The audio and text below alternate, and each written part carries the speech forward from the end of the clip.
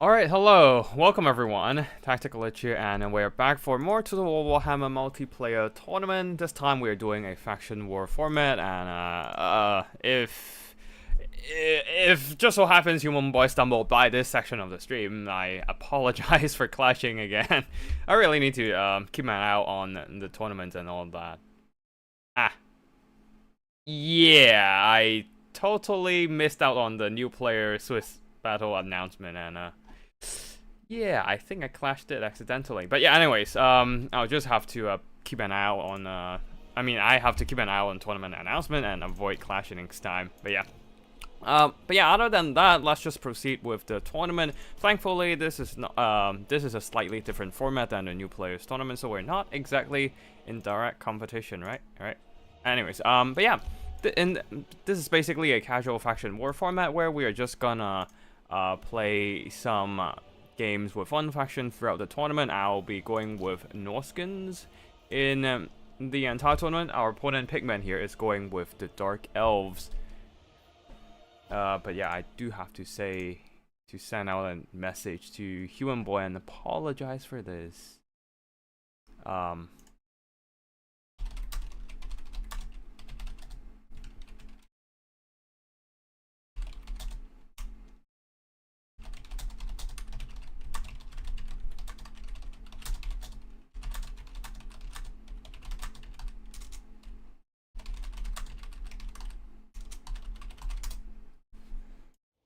Anyways, yeah, so we are going with Norscan versus Dark Elves. I suppose I'll just go Throg. I mean, this is a casual tournament, but it's also not that I told everyone to be like casual or anything. It's just everyone will just play however they want. So, yeah, and Pigman is a pretty strong player with strong build. So I'm just gonna have to be serious for this round. I'm afraid. And yeah, let's just get some. I think I'll still have to bring a Shaman Sorcerer. Death or metal? That's the real question. I like using metal, but yeah, I'll just bring a metal mage. Searing Doom, Final, Transmutation, and everything else off. Metal shifting is nice. And maybe Plague of Rust to help out our Skin Wolves. Let's just get 4 of these bad boys, and I don't think we really need the hunters. Yeah, I'll just get some regular, and we're out of money. Oh wait, why do we have a mammoth in there? Makes no sense, but that's fine. We don't care about that anyways. Or should I? Oh shit. Human Boy I was like sending a message to Human Boy for the to apologize about the clash, and he was like, "It's okay. I just promoted you. Thank you." I was not expecting that. Oh boy. But yeah, I will just have to be more on top of checking out the Discord announcements about tournaments next time. Ugh, that was a bit embarrassing. But yeah, let's just figure out the rest of the army here. It's just maybe I'll get some Marauder champions. Yeah, let's just do that actually. Seeker, turn that off actually, and get the Warhorse back. I don't want him to stuck in there. To stuck in combat. Should I? You know what? I haven't used these guys for a while. Might as well just get some of these bad boys in and get him on foot, and then we can fit another one in. Yes, we have. Let's get some berserker action this time, and see what happens. I don't expect to make it out alive anyway. So yeah, let's go.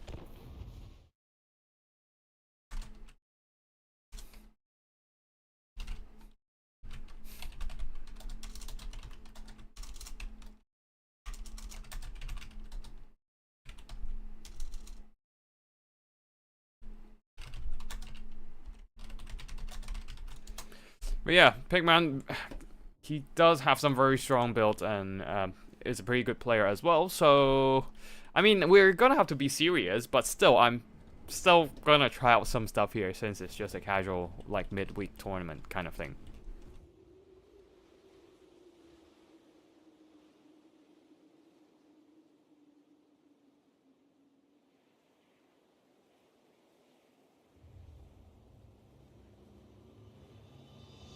Alright. Let's just hope our berserkers can actually do some good work against the Dark Elf infantry here. Unless they're kiting me, then I'm fucked. Yeah. So we shall see. We don't have any normal hounds or whatnot, so we'll have to rely on our skirmish cav and the skin wolves to deal with enemy cavalry, and just hope for the best with our caster here. He's so getting fucked if he get caught by anything. Like, the only hope is maybe skin wolves can bail him out if, like, the Soul Stealer Sorceress decides to drop down and fuck us up. Alright, cool.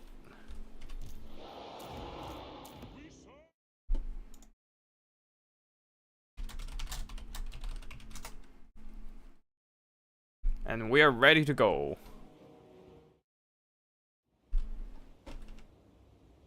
Yes, Lord.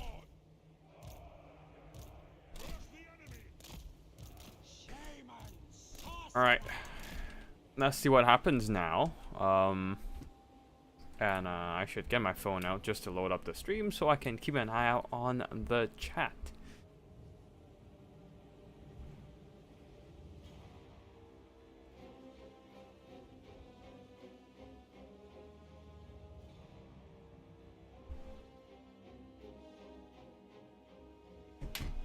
Alright. It's just a matter of waiting for our opponent to be ready at this point. I also play it as Norsca, which if we ever get into finals, this will be super awkward because the finals rules is every battle has to be a different lord. So like a different yeah, the same caster lord with different lords of magic don't count, and it has to be like a totally different lord. But of course, lords with different variants, like different Chaos Gods alignment or different vampire bloodlines, they still count as different lords. The thing is, Norscans only have 3 characters, 3 lords: Throg, Wolfric, and a regular chieftain. That's it. So, I have some really limited options for what to do in the finals, but not that it matters anyways.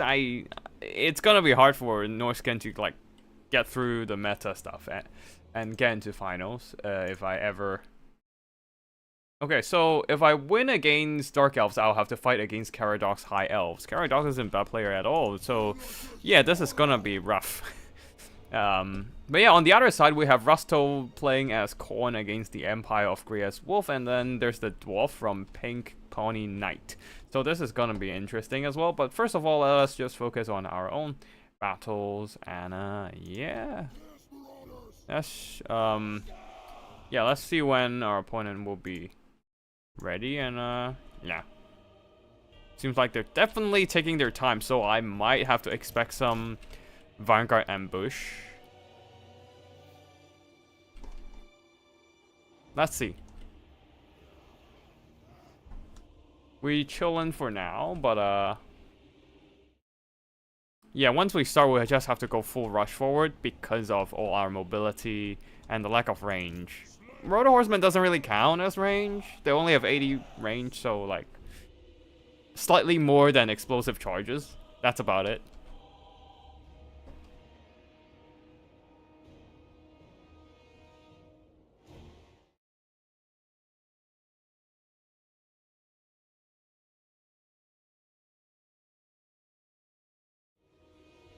But yeah, we wait.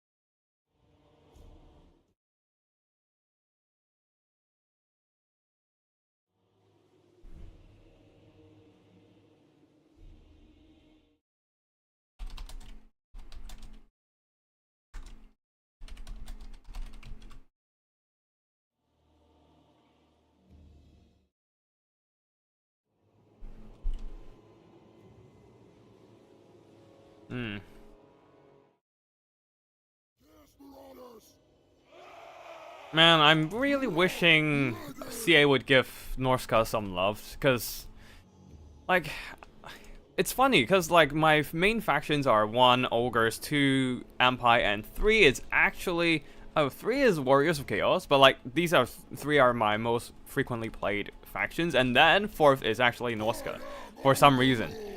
Like they're not exactly the most versatile. I would say actually they're a pretty well-rounded roster actually. Like most of the stuff is carried by Skinwolves, but like most of the battles are carried by Skinwolves. But like I personally like. Okay, looks like Pigman is ready as well. Yeah, but like, I think they have some pretty strong options for monster otherwise as well. Oof, this is gonna be rough. This is gonna be rough. Charybdis? Oh god. Oh, I really should have went Femir. Oh wait, Charybdis. Oh, Doom and Darkness is coming. Oh no, aspect of Dread Knight. Okay, interesting. Yeah, this is a box which we kind of have to just flank around with our weird formation. And this guy will have to just walk up a bit. Alright, Pigman is holding up my box right now, and our Skinwolves are pretty useless. Yeah.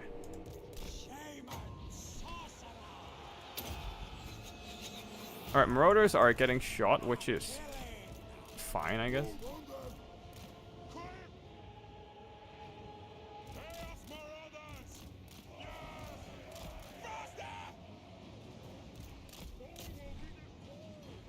Oof, already spirit leeching my shit? That's bad.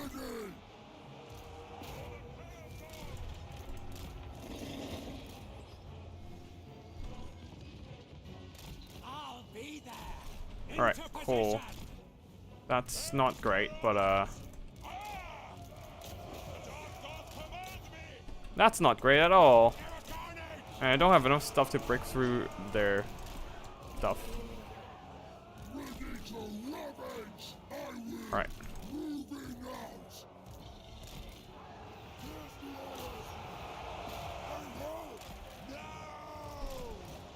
Alright, these guys fall back a bit. Let's see if we can squeeze into there, and yeah, these guys can go fight that. Skinwolves are kind of holding back for now. Yeah, they're still at the back there. I don't really have time to deal with them for now. Let's just pal in on that one.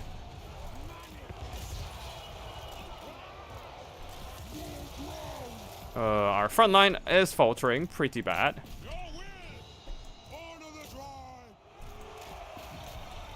Yeah, the box build is very effective, seems like. Yeah.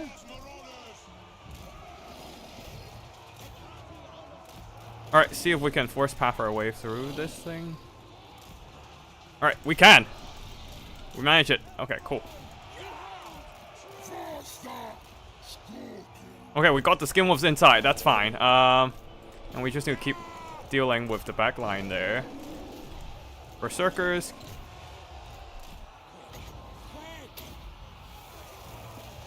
Alright.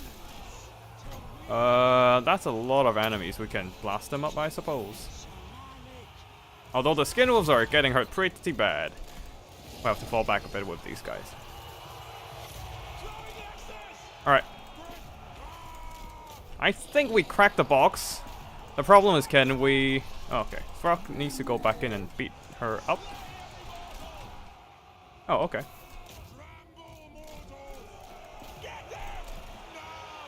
The problem is, can we deal with so much of the infantry afterwards? I don't know. And we don't really have the magic to do anything about it either. Our Skinwolves are on a mass route, which is not great. Too much leadership debuffs in here.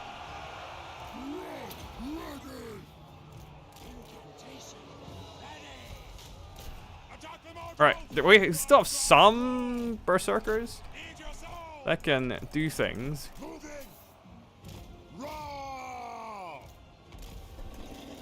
Alright, these guys have to fall back a bit. And, we just have to keep bombarding some of their infantry here.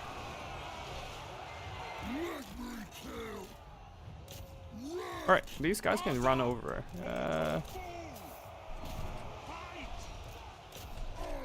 And Skin Wolves keep staying back to heal. I don't want you to go in any fights right now. And yeah, let's just keep clubbing this, these port. Yeah, let's just keep clubbing her right now. I need 2 more Winds of Magic. I don't even know if I have the stuff to get that out. But we shall see. Berserkers are fighting, and some of these Black Gods are getting dragged all the way out of position, so that's fine for me.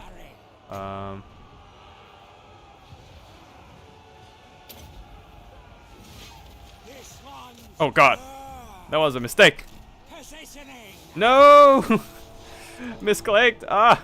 I didn't manage to kill her. That is bad. A very, very bad mistake. But we shall see. If this is gonna cost us our game, we are gonna have to fall back.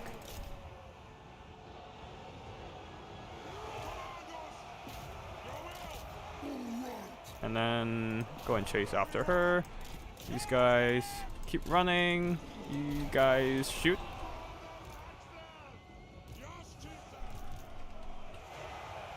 Alright, you guys fall back. I don't want you to fight that at all. And you go there. You guys fall back. We will keep running up. Berserkers, you might have to go fight the Black Gods. Yeah, I don't really have much else to deal with the Black Gods. Alright, fall back.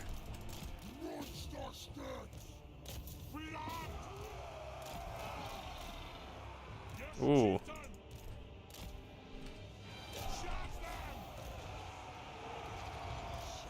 Alright, looks like we have to spend the last bit of our magic onto Searing Dooms. If I had used the freaking Final Transmutation properly, damn it.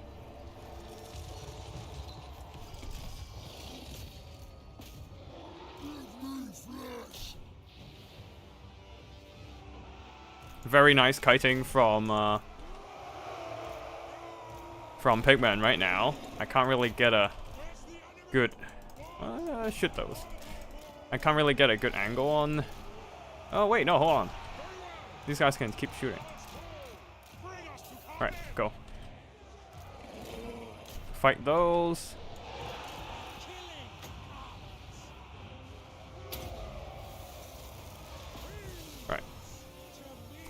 He's almost dead anyway, so like might as well just use up the rest of the Winds of Magic. Alright, you guys keep shooting. Go and kill that, and maybe we can get rid of the sorceress, maybe?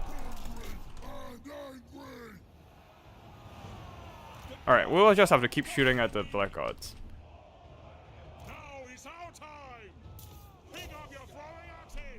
And get those over here. You guys keep shooting. Oh boy! Here comes the big boy. I don't really have the tools to deal with that.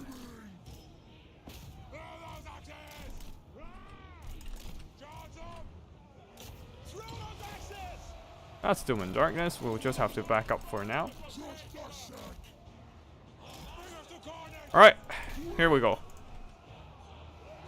The Berserker seems to be doing fine, actually. Funny enough.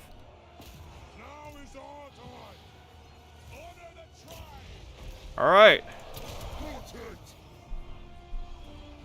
Guess we're fighting that. These guys will have to stay back for now, and you guys keep running. Turn off the skirmish mode and you can run over this way. Just keep shooting at the... Okay, Sorcerer's done for, and that's army losses. We did it! We got the box!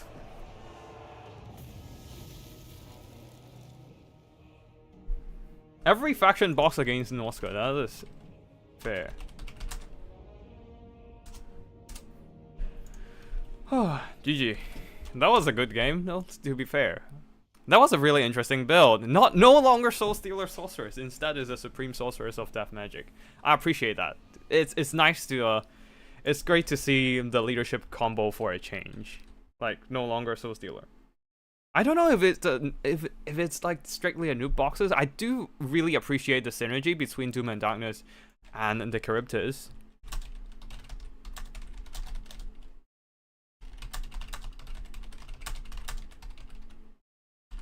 Give me a second. Let me just reply to Pigman. But it seems that the Berserkers did surprisingly well here. Like, you can see these two basically recovered their value and actually traded well into the Blackguards. But yeah, like, skirmishers did really well.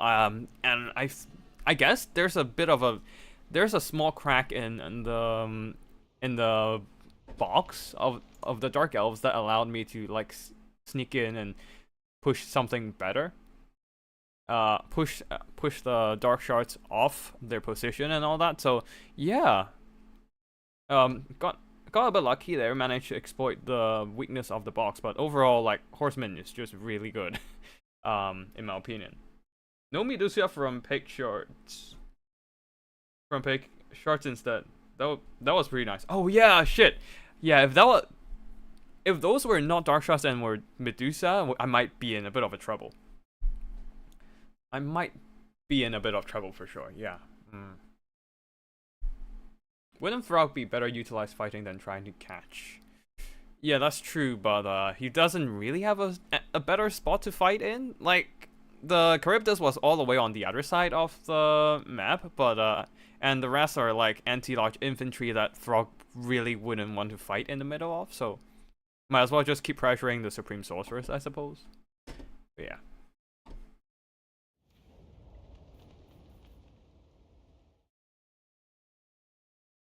Okay, looks Khorne Soul Grinder from Rusto in his replay, but right now we're not gonna be playing in there yet. I mean, we're not gonna check out the replay yet. We'll have to fight our next opponent, which is VM Karadok with High Elves. Let me just send him the code of the lobby.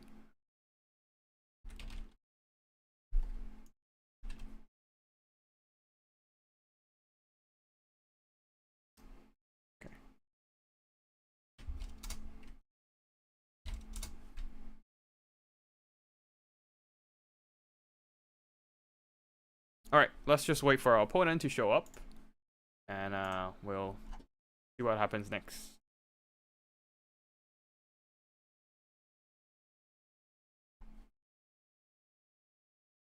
And he's in. We're still going Norsca.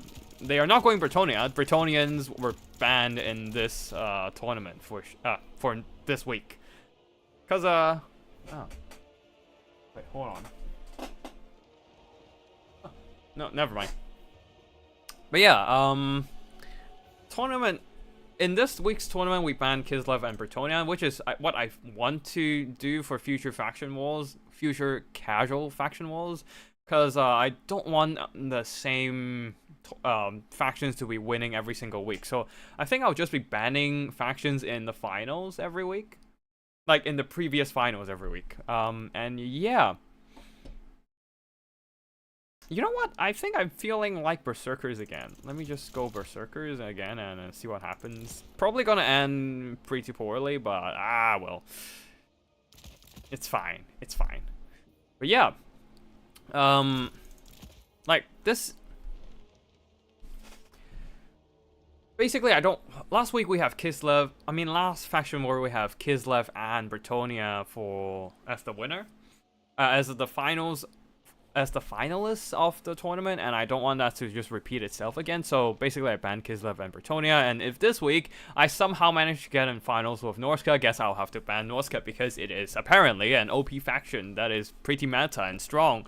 But yeah, other than that, it's just I'm just banning factions, like the most likely factions to win the finalists every week. So yeah, if Empire or Dwarves on the other side of the faction, on the other side of the tournament made it into the other finalist spot, I'll have to ban either one of those factions. But Rusto seems to be coming in strong with his Khorne build, so we shall see if he can overcome his next fight, which is a Khorne versus Dawi battle.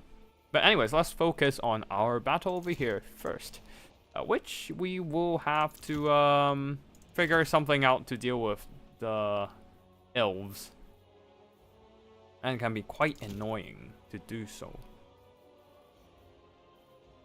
We might just have to keep playing with skin wolves. And let's see, fight or die. We'll just hold on to that. Nah, why bother about Wintertooth Crown? And I think our front line is gonna get shredded regardless. But we shall see. We've got some Skin Wolves, we've got some Fimirs. Now let's just get some spells. Fire Trance, Searing Doom, and Plague of Rust. And then we still have 1,200-ish gold. So we shall get something else, maybe? I don't think...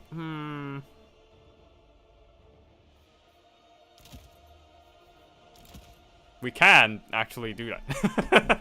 This is cursed. Yeah, well, let's see what happens here. Probably not gonna end well, but whatever. We're just playing for fun anyways, right?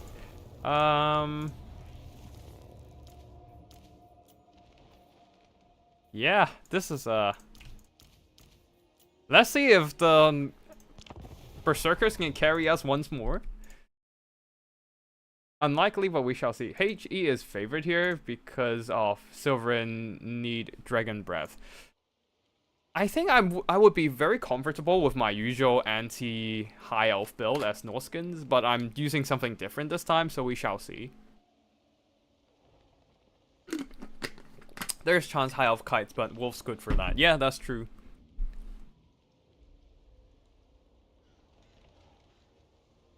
But like... Normally, I would just bring a bunch of Marauder Champs in the front line, Wolfric, and then a Metal Caster, and a bunch of Wolves and Ice Wolves, and some Hounds. So like, it came up with a pretty strong like monster and infantry core that can allow me to bulldoze enemy front line with like the boat, wrecking, Silvering Guard, or whatever staunch line of spears there are, and I can just immediately get into the back line with the Fimirs. But the problem right now is because I'm going with Throg, I don't know if I can... You know what? Maybe I won't bring Throg. I will have fun, have a bit of fun today. And just... God damn it, you're expensive. Turn off Sword of Torgold. Yeah, we'll do this instead. And see how correlated goes for us. You know what? There's a chance. If he kites, then we're fucked. But whatever. I don't care anymore, I suppose. Yep.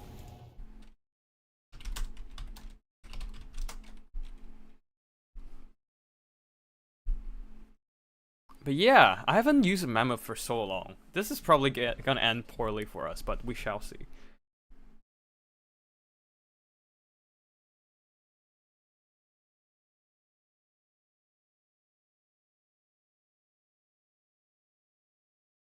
Need Dragon Breath. I need to win so I can play High Elf next week. We shall see. We shall see.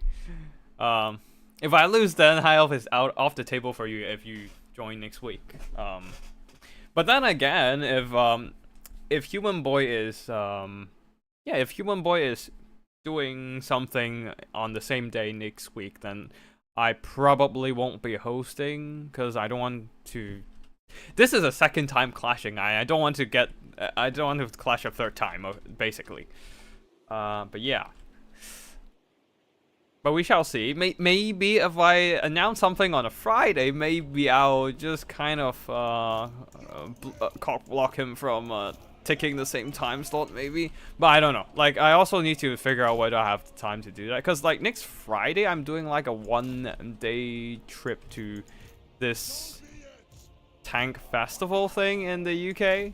So basically, there's, like, this tank museum with like a lot of cool tanks, and I used to be a huge tank fan, partly also because I play a bunch of Roar of Tanks and all that. But yeah, I've always wanted to see a real tank and maybe even like touch one, you know, like never had a chance because there's literally no tanks in Hong Kong when I used to live in there, and I actually didn't bother going to any tank museum or military museum whenever I travel or anything. So I actually never seen a real tank before now that I think about it.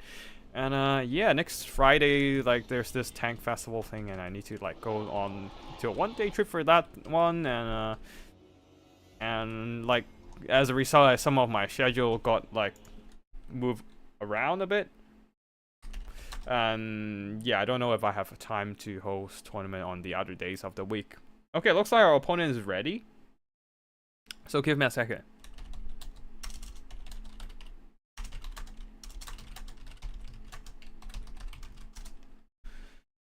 Alright, let's go. It's a kite! No!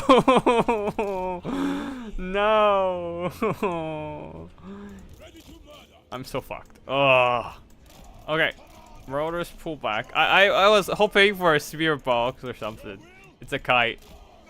It's a mother freaking kite. Ugh. I feel so sad right now. Okay, I guess I can send out my familiar for a bit.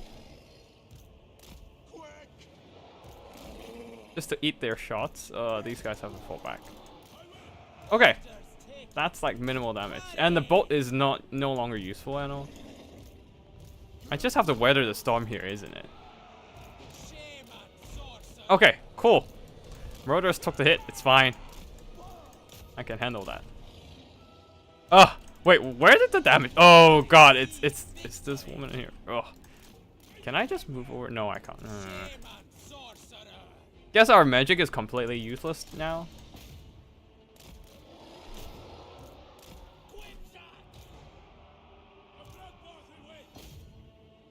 Alright, we'll just push up our stuff for a bit there. I've got nothing to deal with their flyers. Ugh. So sad.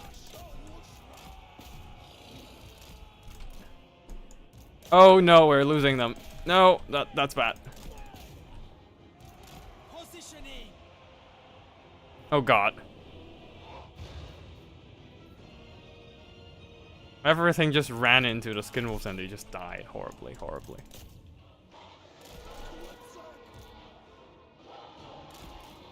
Okay, we pull back a bit. Oh, well, the skinwolves are dead. They're completely gone. At this point, should I just admit defeat? Looks like High Elves is off the menu next week, Ryder. I don't think you can use them. Maybe you have to wait a week or something, but yeah.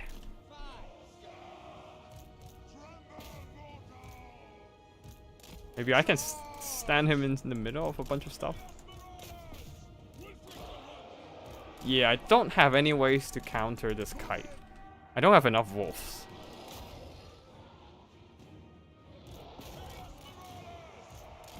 Wait, this is pretty bad, to say the least.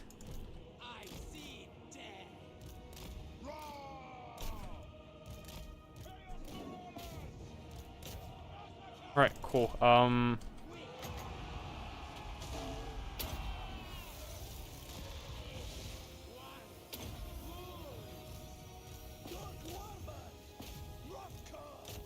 Oh wow, look at them die. Holy hell.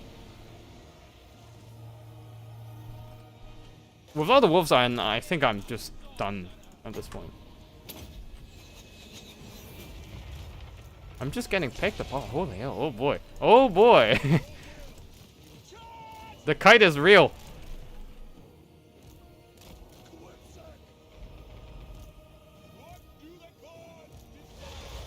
And there's nothing to save my my lord either, so I mean my caster, not lord.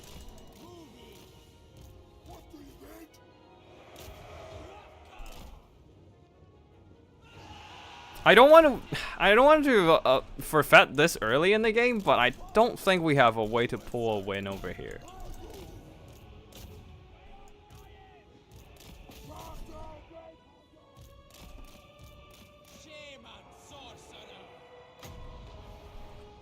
And I believe there's an apotheosis. Alright. scare them off, I suppose, but not actually doing anything other than that. What to do? Going now. They will succumb. Tremble, mortals! Okay. Yeah, this is pretty. This looks pretty fucked. Mammoth Wolfrig, yeah. I don't think even if I didn't bring Mammoth Wolfrig, I don't think it's gonna make a difference anyways. With the build here, it's obviously counter to my rush. I don't have anything with enough reach to deal with yeah, to deal with the kite. Like anything I have right now is just gonna crumble as soon as they get charged. Like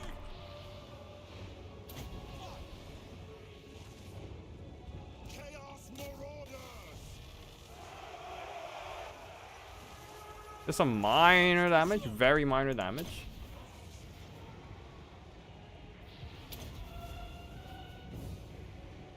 Slay every mortal. Eat your souls. Chaos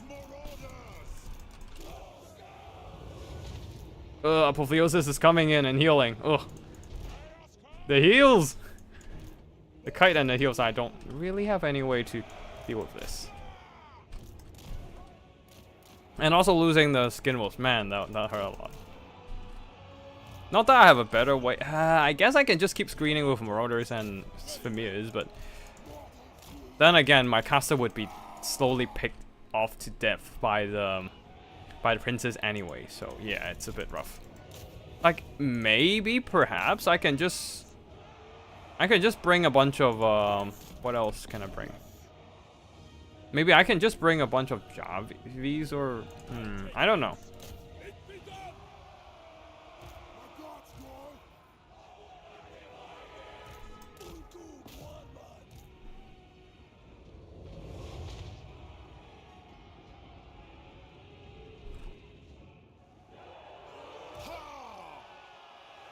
Ooh, the sound waging charge. Yeah, those berserkers are done for.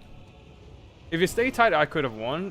Rivers don't DPS good, and grinding princess is the familiar specialty. Yeah, that probably should have been the way. Yeah. I definitely should have held back my my formation. Like, I should have just given up the berserkers and all that. Instead, I was a bit reckless in just trying to push out my mobility to like drive away their missiles and whatnot. Yeah, I could have weathered the storm, you're right. And maybe I can just keep the familiars on the outside of my formation and just keep shooting. Alright. Cool, can we get one last boat?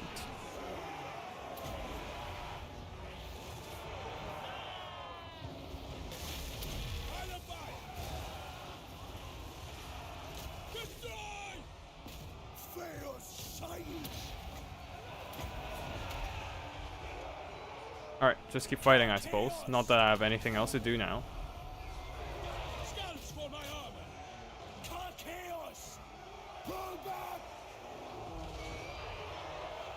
Yeah, no, that is it. What does VM stands for anyways?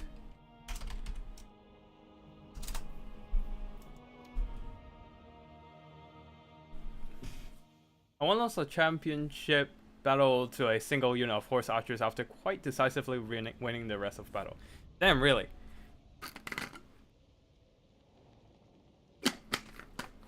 What were you playing against? 12. Yeah.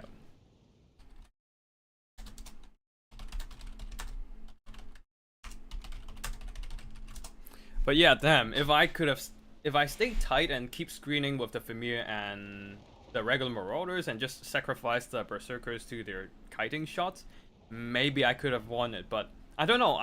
I would also be losing my magic support because the princess will be just kiting my shaman sorcerer to death. But then again, it took her quite a while to actually kill him, so I don't know. That was Shogun 2. Whew. Whew. That is some That is some history material right there. Not only the historical title, but also that's a long time ago made. Yes, well, you should always have it on a horse. Yeah, I don't know. Like having a having a horse for the sorcerer, shaman sorcerer probably wouldn't matter anyways, because the princess was just shooting from the skies and just flying around. So she will be able to get close enough to shoot my sorcerer. The problem is that yeah. Oh wait, maybe I should have just brought a familiar sorcerer instead. Oh right, yeah, dodging the shots would. Yeah, that is true. Oh man, this is gonna tax my micro. But yeah, anyways, GG to my opponent there. Warfric did some work here. Shaman Sorcerer, not so much.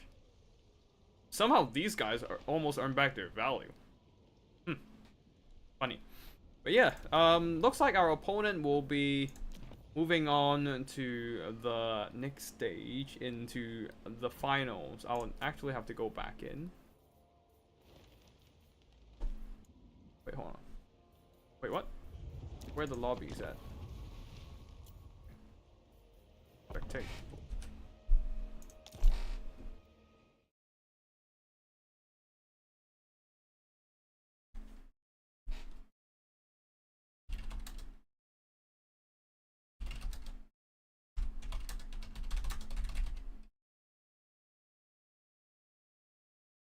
Okay.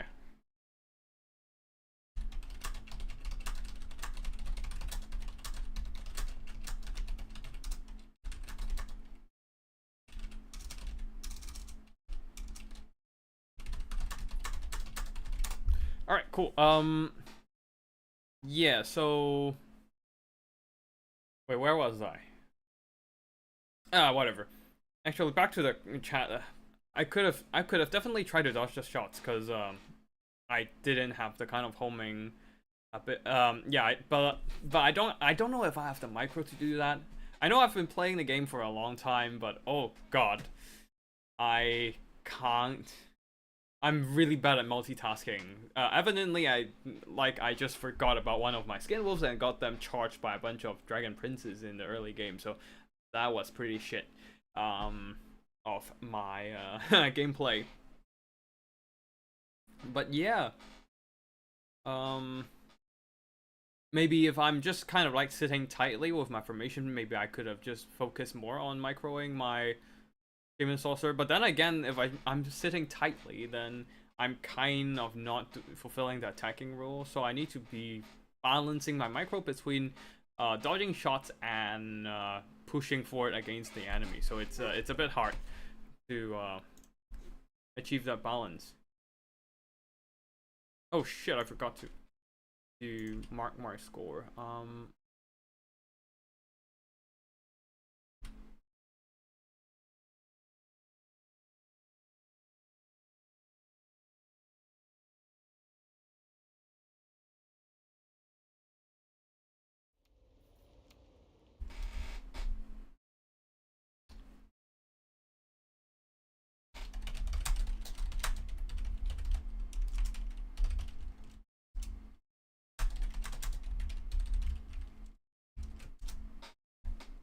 And I totally forgot to change the map when we fight. We're supposed to be on Dark Elves, but I forgot to change the lobby's map during our round. So yeah, that was oh man, I really need to be on top of my shit, get my shit together. But yeah, it's fine. It's fine. Everyone had fun in the battle. That's what matters. But yeah, seems like Rusto managed to get into finals with Khorne, which is quite amazing considering he had to play against Empire and Dwarfs, two very strong factions in the meta. But let's see what Rusto will bring to the battle against High Elves. Now, the Khorne army is indeed in a bit more of a rough spot because they are unable to get as many choices of lords as the High Elves. Of course, the High Elves can't bring the same Archmage every time. They will have to switch away from Archmage and go into a different actual lord, like say Imric, Elevanor, Prince, or causing Phoenix King, Aenarion on the dragon, Tyrion, Tactless. Like, High Elves have a lot of lord choices, which are all pretty viable, right? Khorne, mostly you just see Valkia the Bloody. And maybe Scarbrand after the Rampage changes. Like, the rest are just kind of meh. But, yeah. Oh, right, yeah, let me just quickly remind the players here.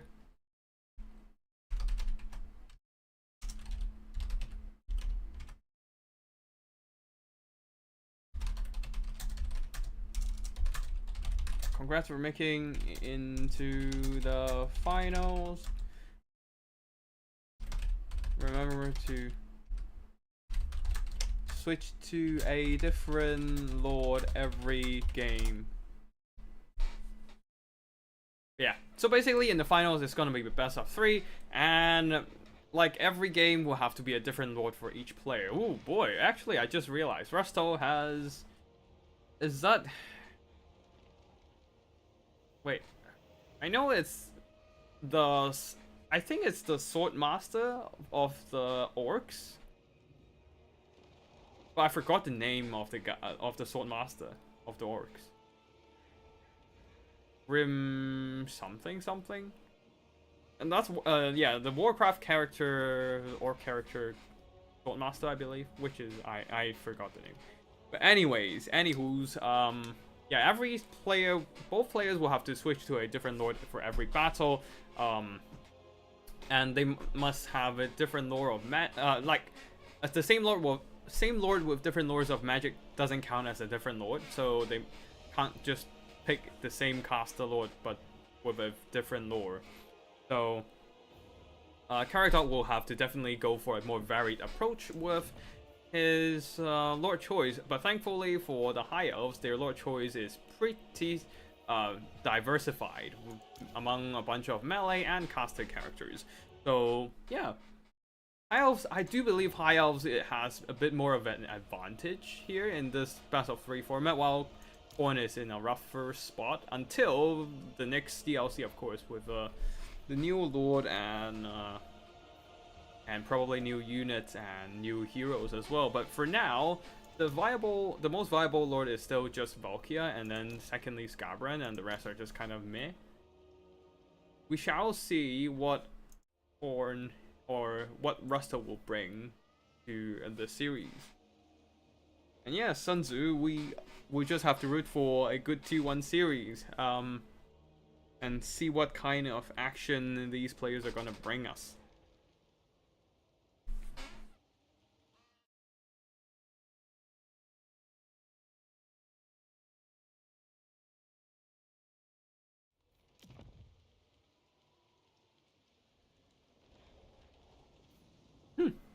That is an interesting combo from Karadok here. I can't really show them yet, but it is a combo. It is a combo. While Rusto is getting... I have not seen this unit for a long time. Yeah. Well, alright, cool. Anyways, I'll just stop talking about the build since no one can see them yet, so it's kind of pointless. We'll wait and see.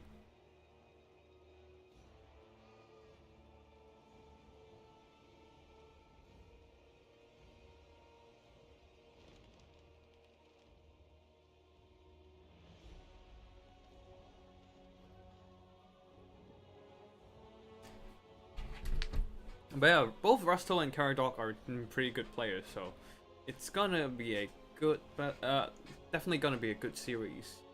But we shall see what they're gonna bring into these couple battles for now. Oh, oops.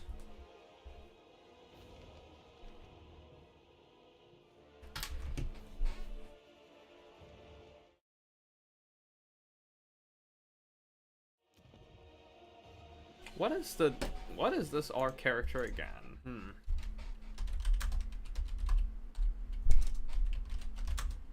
Blade Master, yeah. Character, Warcraft. 3.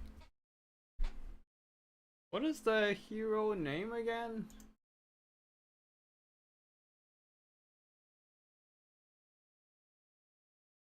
No, no, no, no, no. Not Sword Master, but Blade Master.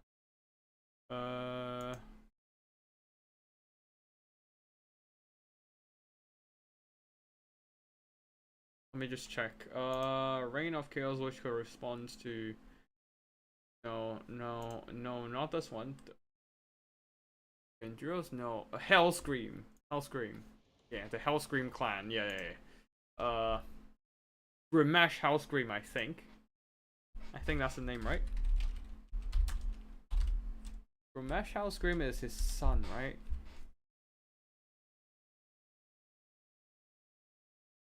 Oh, it's a No, it's Grimash Hellscream. Yeah, Grimash Hellscream. Yeah, this is probably Grimash Hellscream if I'm getting it right, or maybe not. I mean, this doesn't look. Or it might just be a green skin character. I don't know. It's too little information on the screen.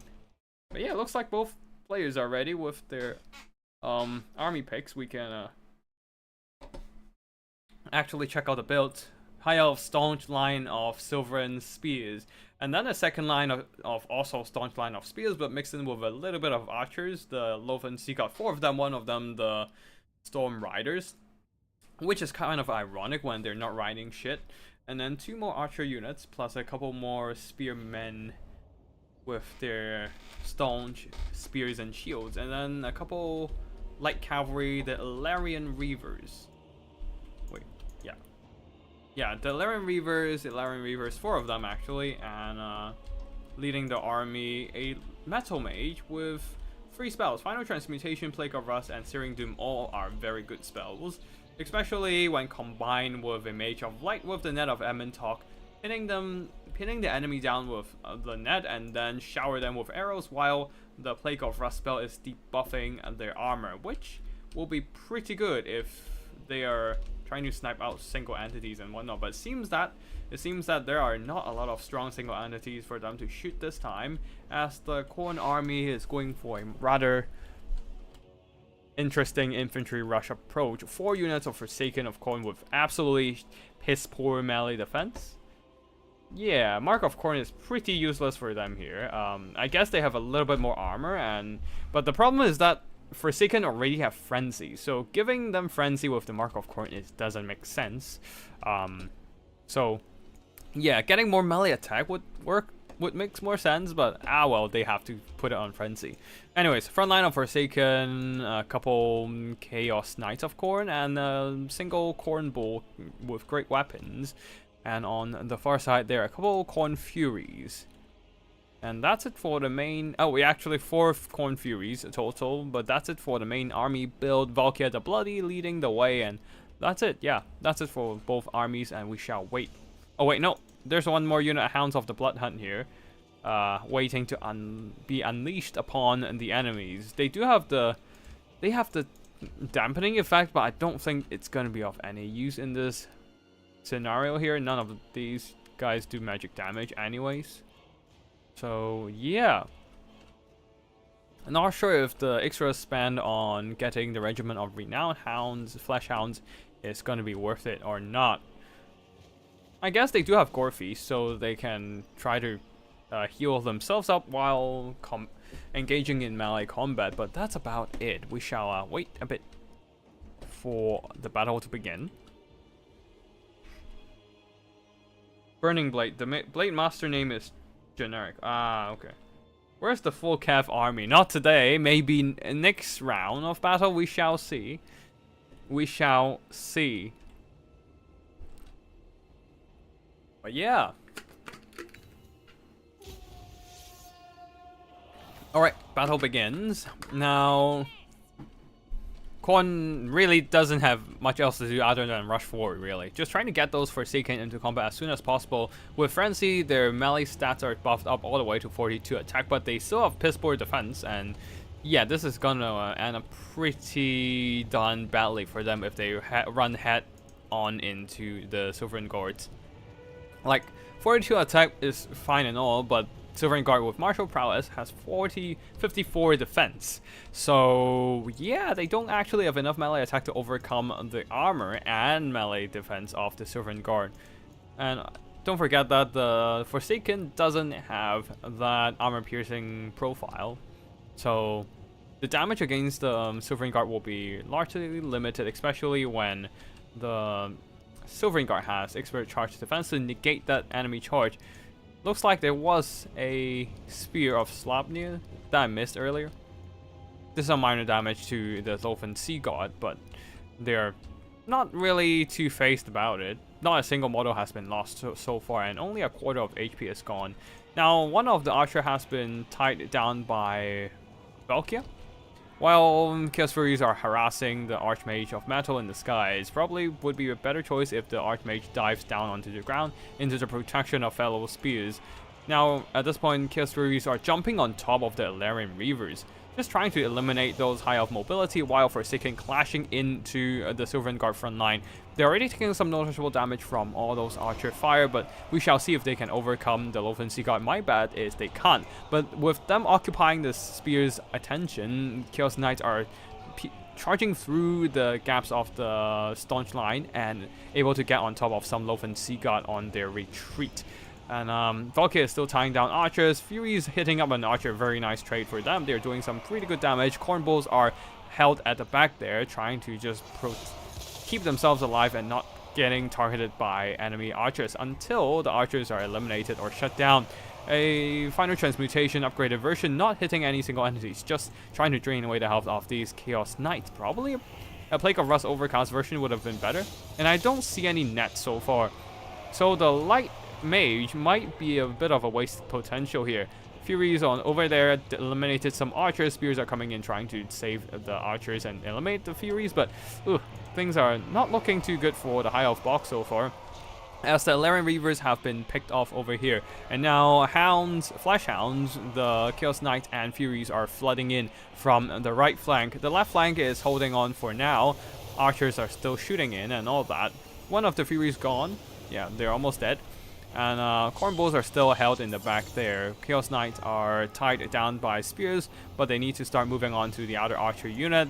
Archmage of Metal and the Light Mage are here tying 2-on-1, trying to beat back Valkia, but Valkia is a very good combatant, so the Archmage is in a bit of a big trouble. Searing Doom very nicely placed onto the Chaos Knights. Seems like Rusto is not able to dodge this one here, taking a lot of damage on the Chaos Knight, who is also eating a overcast Plague of Rust, taking a lot more extra damage from the Lothan Sea God. Finally, the Khorne Bulls have been activated and are charging into combat.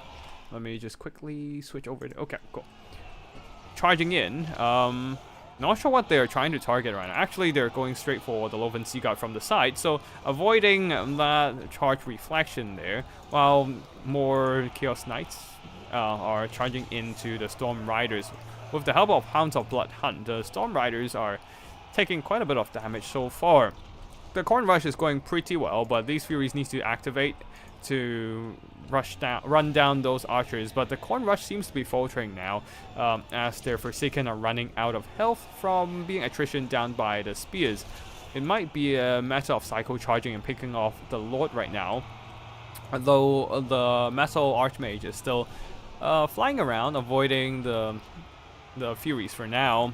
Furies have done some pretty good work so far, eliminated most of the archers, not all of them. There's still some Lothan Sea God in the fray, but more and more of the Lothan Sea God are on the run right now, though some of the Chaos Knights will be escorted off the battlefield by enemy cavalry. Hounds of the Blood Hunt, yeah, are still stuck in melee here against spears, so nothing too amazing for them. But the last of the Storm Riders are the only thing that is still holding and shooting for... Oh, wow, okay, a big Sword of Khorne coming in, and boom, that Storm Riders are dead. Silvern Guard down to a quarter of their HP. A quarter of their HP is just chopped down by the sword. Oh boy, that's a painful sword for sure. Though the Chaos Knights over here are on the verge of routing. Being harassed by the Archmage, they might actually rout off after taking some more damage in combat. Hounds of the Bloodhunt still roaming around. Things are looking slightly in favor of the Khorne army. But the thing is, the High Elves still have quite a bit of missiles and spears left for Khorne to fight through, and I don't know if Khorne can actually cycle charge down all these spears, especially quite a few of them are elite Sylvan guards. So yeah, things are slightly in favor of Khorne, but that still can go both ways. Like, the only thing really holding on for the High Elves are for Khorne are Valkyria and the Minotaurs really, and they do not trade well into so many spears. Maybe perhaps Valkyria, I think he used up, oh yeah, she used up all the spear Slopnir, so she can't actually do any more AoE damage against the Silverin Guard, and the Khorne Bulls are taking more and more damage from the surround of spears and archers shooting from afar, but more Furies are coming in to silence the archers, while here Khorne Fury is a very nice rear charge, routing the Silverin Guard and the Storm Riders, and perhaps they can allow the Minotaurs to extract themselves from combat. But a Steering Doom attempting to work down those Furies and Khorne Bulls, forcing the Furies and Khorne Bulls to force path their way through spears and taking a bit more extra damage either ways, despite not being directly hit by enemy Steering Doom. Now, losing that one Chaos Knight on the far side earlier might be a devastating loss for the Khorne army here, as they don't really have stuff to cycle charge the spears other than the Minotaurs, who doesn't have the best armor and will be taking some pretty noticeable damage from those spear attacks. But right now, Valkyria tries to hunt down the Light Mage, who cannot escape from her grasp because, well, she's not mounted. While the Khorne mobility are just trying to like cycle charge and pick off any isolated elements of the High Elf army. Mage of Light is getting wrecked by Valkyria as expected, but another Plague of Rust overcast onto the Minotaurs, forcing them to back off here as the Furies and the Chaos Knights of Khorne are being pushed back by all those spears. And yeah, it is pretty much a battle of attrition now, as the spears will attempt to hold on. Light Mage is dead, and Metal Mage is trying desperately to avoid being caught by the Chaos Furies while dropping in spell support and try to finish off the rest of the Khorne army. But yeah, right now the spears of the High Elves are forming a staunch box for sure, just trying to converging into this spot, consolidate their formation, and while the Fury and Valkyria are desperately trying to pin down and assassinate the Archmage of Metal. Not that there are any more choices for the Khorne army to go through. The best bet of the Archmage really is just drop down onto the middle of the spears and then let the very nice stuff here. Final transmutation onto Valkyria, but Valkyria expertly dodged that. Not really dodging, but at least pull herself out of the vicinity of all these Furies and avoid that magic from affecting the Furies as well. A very nice sandwaging charge from the Minotaurs, and then the Hounds of Bloodhunt and Furies piling onto the enemy spears over here. One of the Silverin Guard has been routed, the other also on the verge of routing, but here comes a Plague of Rust, debuffing the Minotaurs, forcing them to take significantly more damage if they're stuck in the middle of the spears. Furies are taking more and more damage. Hounds of the Bloodhunt has retreated. They do have the Gore Feast, so even if they are taking damage in battle, they can actually sustain their HP relatively well by getting that passive heal. But more importantly, Silverin Guard over here has been routed and are not able to return, and the Khorne Bulls are rolling in, just trying to bulldoze their way through those spears and finish them off. Yeah, these Silverin Guards are coming in trying to assist, but Valkyria and the other Furies are kind of distracting them from the other side. Once Silverin Guard has been dealt with, these Silverin Guard are thinking of routing away as well, but they seem to have stabilized their leadership. Valkyria continues to fight in the middle of a bunch of spears. I don't think there's any more abilities for Khorne to cast really, so it is down to the Minotaur Cycle Charge and maybe perhaps the healing of the Hounds of Bloodhunt. And yeah, Khorne Bulls once again charging into the Silver Guard while Furies rear charge, trying to get those Silver Guard to break, but they're holding. Oh wait, no, as I said that, the Silver Guard breaks, and the Khorne army will maybe perhaps continue their cycle charge. The Hounds of Bloodhunt are still back here, chasing off some scattered units, trying to get a bit more HP back by engaging in melee, despite not actually engaging a non-shattered unit. But yeah, they got a little tiny bit of HP left, which is what that matters anyways. And now Valkyria is trying to chase after the Archmage of Metal, fulfilling the attacking role. And yeah, the Hounds of the Bloodhunt no doubt will be going after these weakened Silver Guard, just trying to get more HP back and fulfilling the attacking role for sure by chasing after routed units. Now the Khorne Bulls charging into the pretty braced Silver Guard. Not doing a whole lot, but as the Furies rear charge in, another Silver Guard has been picked off. But here comes, a deadly final transmutation. Yeah, the Mage of Metal must have been saving this for a while now. And the final transmutation has managed to finish off the Khorne Bulls. Balance of Power is in favor of Khorne now.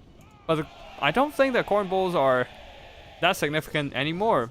Valkyria continues to chase after the Archmage of Metal, but the Archmage of Metal does have 15 more speed than Valkyria, so she is very comfortably staying ahead of Valkyria while the Silver Guard continues attrition down the Khorne army. Yeah. Minotaurs charging into the spears, but then they're just taking a lot of damage back now that they're stuck in melee and surrounded by spears on all fronts, and now they have been routed off. Hounds of Bloodhunt continues to chase away the Silver Guard, but I think perhaps it's rather likely that the High Elves got this one, because Valkyria the Bloody is absolutely shit in dealing with blobs of infantry once she doesn't have the Spear of Slopnir. But perhaps maybe Valkyria can surprise me, I don't know. Like, for example, the Hounds of the Bloodhunt can just cycle charge down and the spears. Okay, never mind, Khorne got this. Sword of Khorne is coming in, and the spears cannot run away. A second Sword of Khorne, this is crazy stuff. But yeah, that nailed the final coffin. Yeah, that nailed the coffin for High Elves. And now High Elves, with every other unit routing, the Archmage will have to go and 1v1 Valkyria the Bloody. Yeah, that was close. If not for the final Sword of Khorne, I think High Elves would have had this, but goddamn. Khorne actually saved up enough points for 2 Swords of Khorne in one single battle. And that won them the game here, as the Hounds of Bloodhunt chase off the rest of the spears, and the Archmage has no hope in winning against Valkyria the Bloody. And yeah, that is a very, very close battle.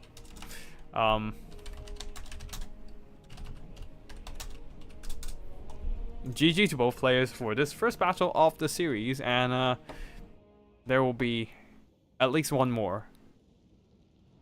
And yeah, those the MVP of the game is, I guess, other than Valkyria, and yeah, other than Valkyria is pretty much the double Sword of Khorne.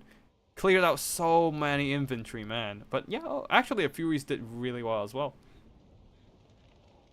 A very great use of Khorne from Rustle. They're using the Furies to cycle charge and run down those spear units and archers, and yeah, the rear charging from the Furies were very effective in this game. I guess this is what Khorne really excels at with their Furies. It's just the sheer DPS.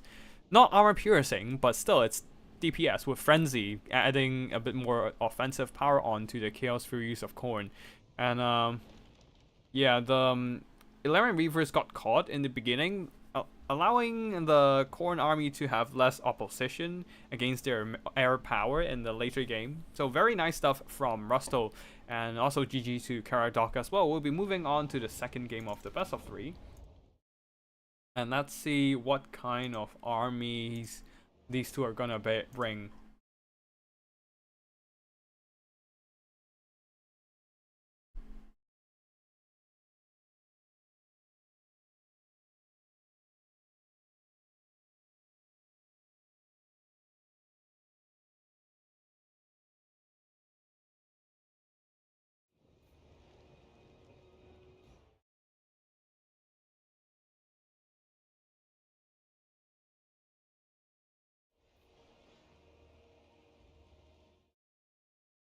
Alright, we wait.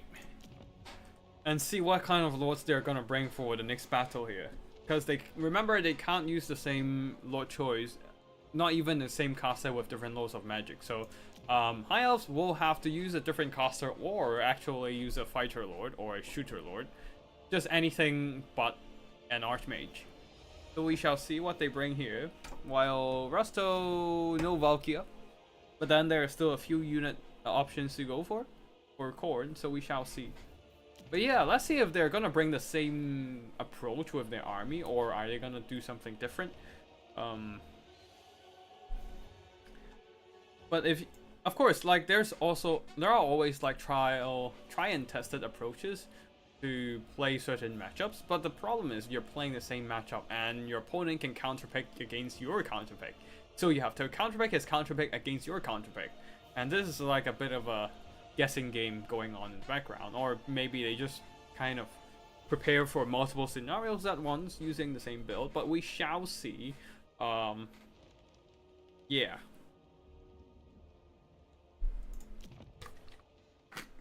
We shall see. I also don't want to spoil the army builds and whatnot here, so yeah. I'll wait.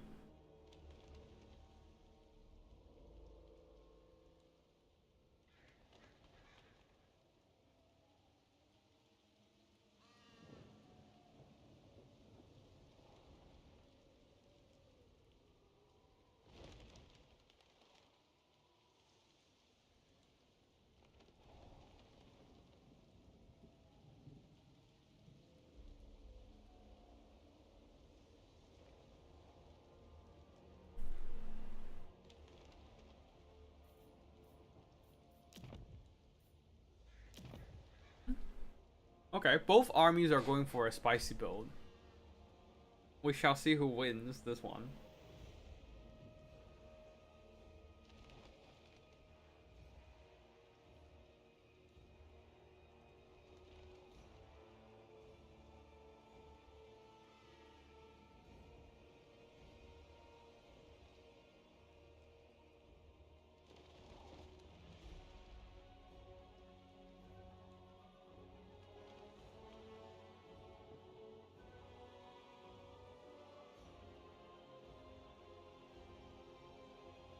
Alright, looks like High Elves are almost ready, and Khorne is still having a tough time picking out the units.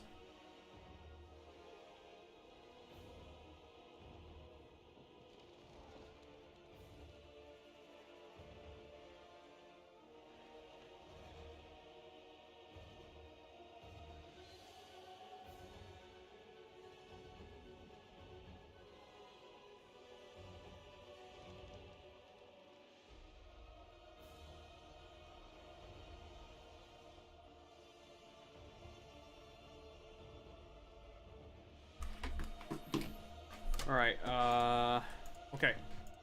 Khorne has a zero. Wait, no. Khorne had a zero expenditure, zero leftover funds army, but okay, never mind. They picked something else. Karadok is still picking out his units, trying to optimize his spending. But no, it's just the High Elf units are just too expensive. And yeah, we shall wait.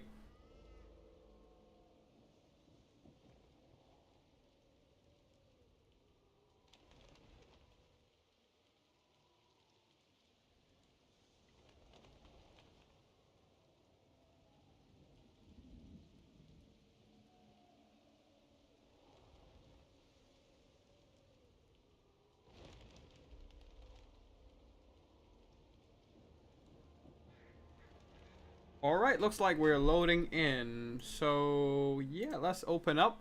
And Sun Tzu Academy, that's your full cav army here.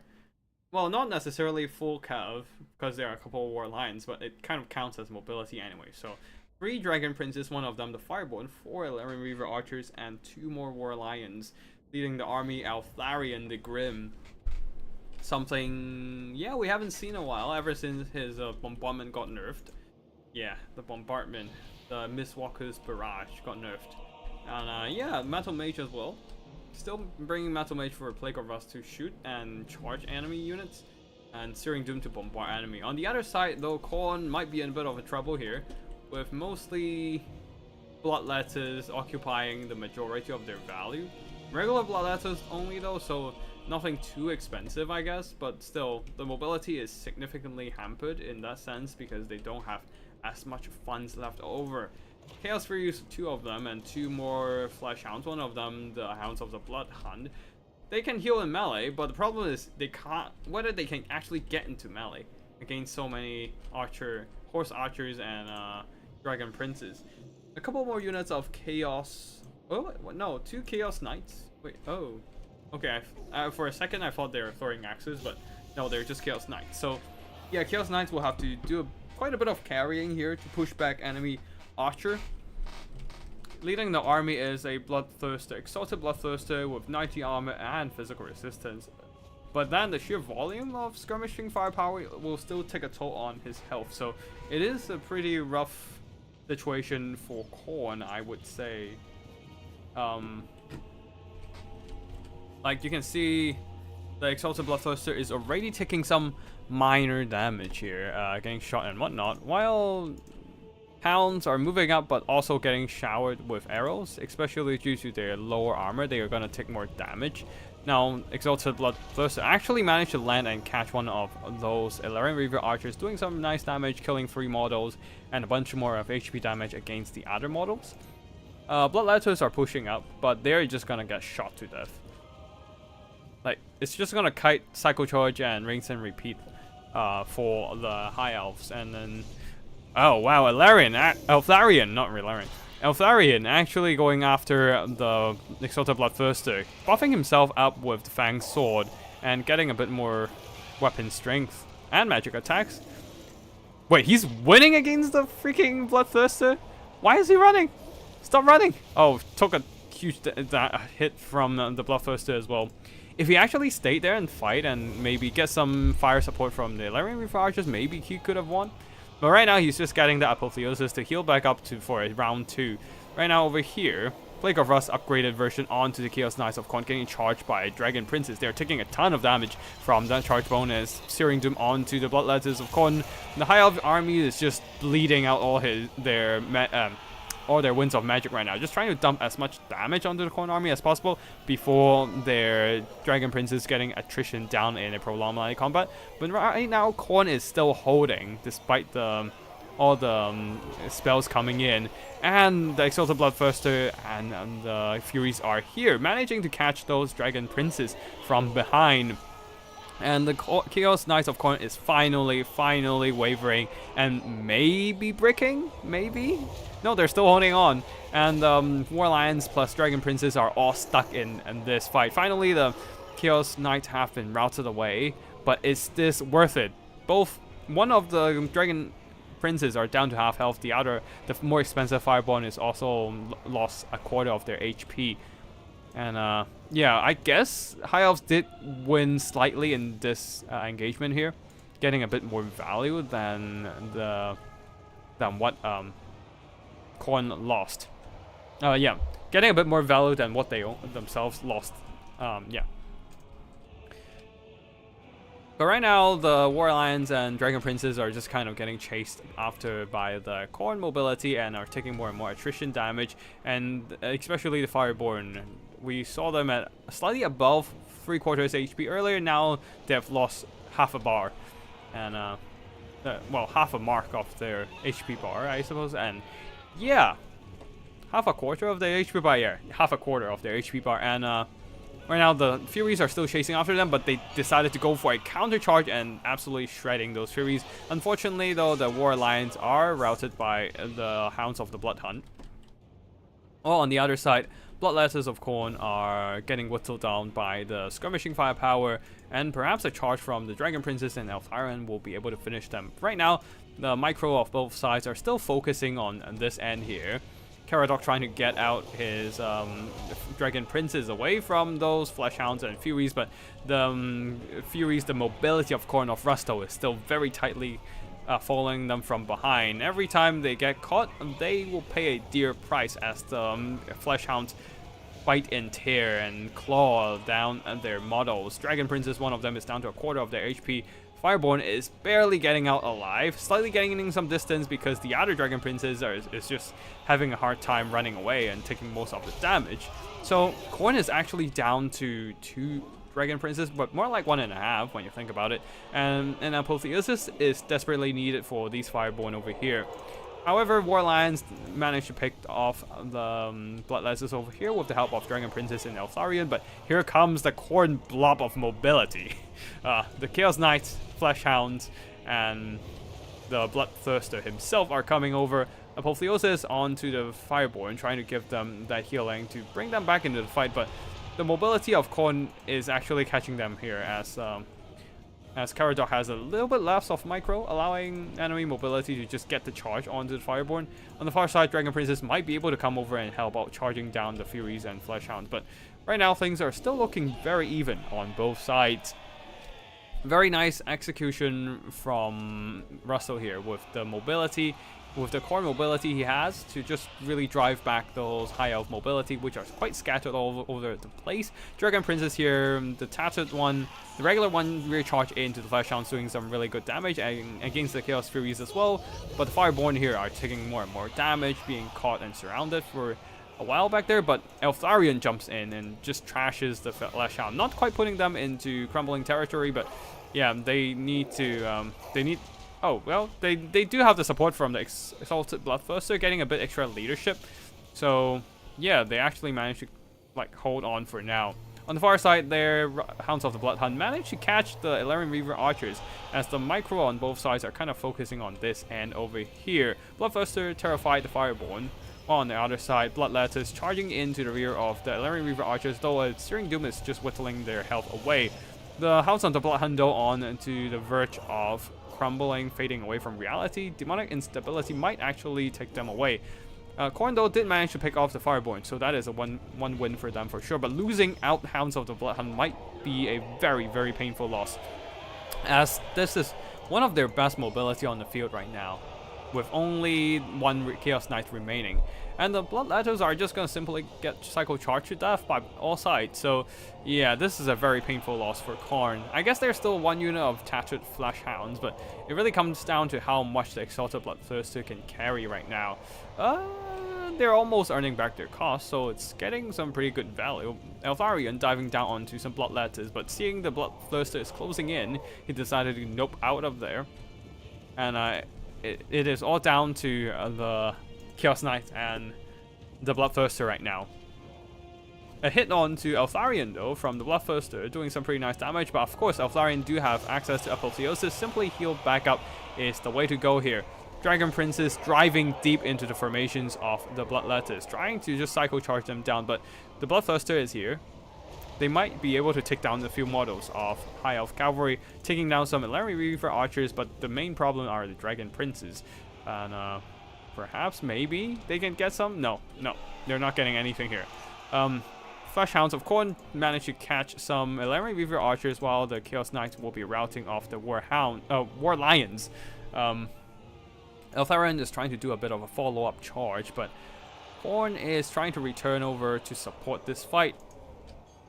Bloodletters still counter-charging into the High Elf mobility, trying really hard to just pin back the enemy mobility here, but I'm afraid they're just going to take more and more attrition damage every charge they take, while the Bloodthirster is still trying damn hard to go after Eltharion. But yeah, Eltharion has barely enough speed to just get out of there. Actually, no, not really. He did get his charge speed boost, Bloodthirst, regular speed and charge speed boost, getting just enough speed to catch up onto Eltharion, but not really landing a hit due to the weird interaction mechanic of the pursuer against the being pursued.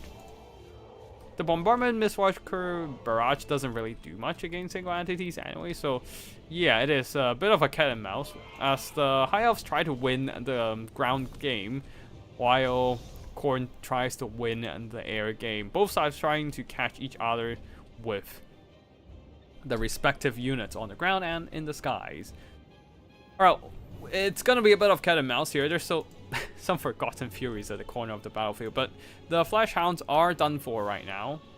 Down to the very last model, fading away from reality. Maybe the Chaos Knights can still put up a fight, but here comes the Dragon Princes, and that's gonna be quite a bit of an issue for them. They have rather slow speed at 70 only, while Dragon Princes can and will catch up to them with their 84. Oh boy, Plague of Rust upgraded version, absolutely nuking the armor of the Chaos Knights of Khorne. But here comes the Exalted Bloodthirster. Maybe he can do something about this. Immediately trashes a few unit models of the Dragon Princes, but there's a lot of High Elf units piling in, and that's just going to be a big problem for a Chaos Knight unit with only 70 armor. Furies in the skies are still flying around, but how much can they do here? We are not very sure here, as they are rather glass cannony, and as soon as they just get touched in combat, they will crumble away. So yeah, we're just gonna have to... I think that might be the end for the Khorne army here, as the Chaos Furies on the other side is being overwhelmed by absolutely everything, other than a couple cavalry unit over here. So it's down to the Bloodthirster, and I don't think the Bloodthirster have enough to carry this. Wait, maybe he has. He's just trashing everything that comes his way, if anything. Like, if Eltharion has... Ooh, a Tempest might be good here, actually. Any damage would be nice, but of course Khorne does have that damage resistance against spells, so... yeah. Khorne is absolutely trashing everything, but Eltharion, if he gets the Fang Sword up, and maybe he can replicate something we've seen earlier and do good damage, but we shall see. We shall see. Plague of Rust would be important as well, just to lower the armor of the Exalted Bloodthirster. Exalted Bloodthirster, of course, tries to go after Eltharion, but he doesn't want to stay in the skies for too long before suffering that leadership penalty of having only a flying unit on the field. Now here comes an Alpha Strike from the High Elves, trying to pile everything, absolutely everything, onto the Exalted Bloodthirster. Even Eltharion has charged in. Plague of Rust has debuffed the Exalted Bloodthirster armor. Only a regular version. I suppose he's out of magic. Eltharion's out of magic. Not Eltharion, but High Elves out of magic, only afford a regular cast of Plague of Rust, but that is fine. That is enough to nuke the HP of the Exalted Bloodthirster into demonic instability, and that shall be it for the second game. Caradoc will be clawing one battle back. We are on 1-1 right now. Both sides have won a single game.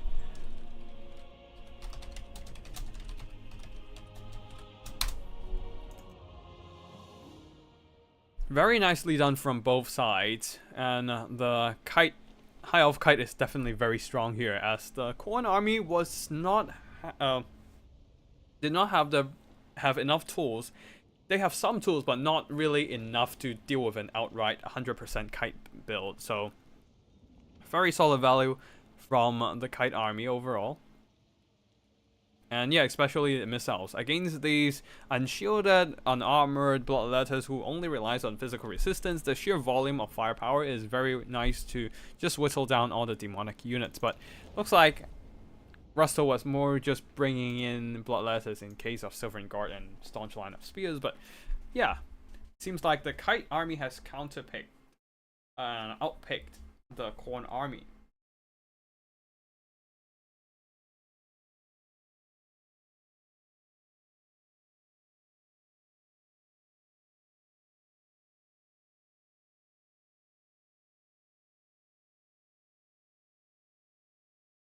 And yeah, we are on our last battle of today's tournament. It is match point and the final battle to decide who is the winner of this tourney. We shall see here, as yeah, it is going to be another High Elf versus Khorne battle, but they have to use a different lord again. So we shall see what they're gonna bring.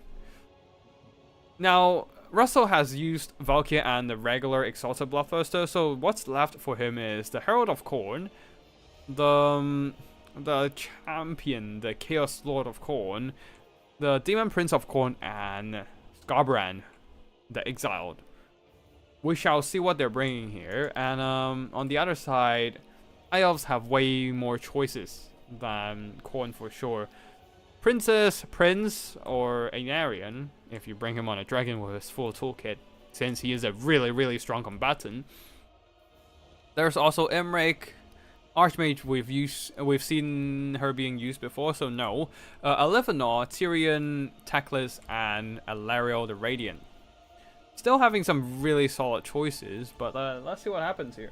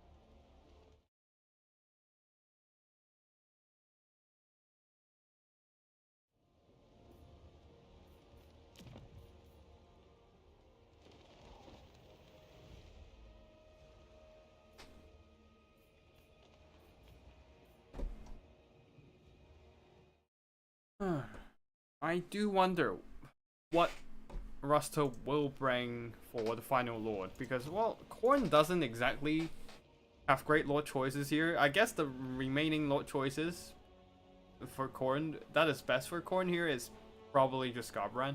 But then again, High Elves have great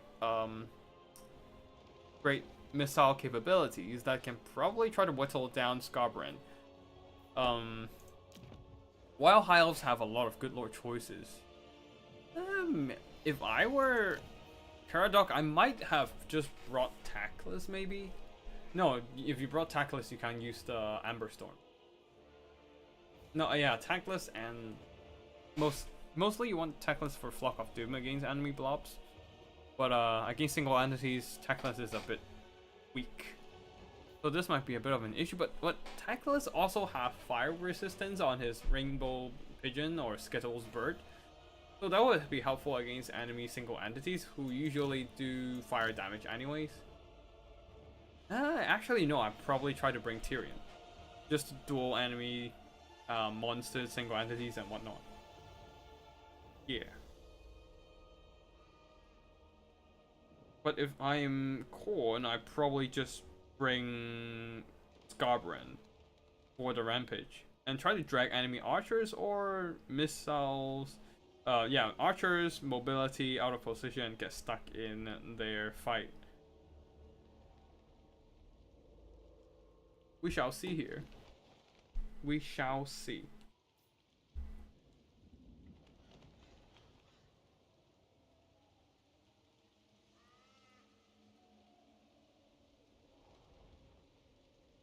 But the question is whether Karadot will bring another full calf army.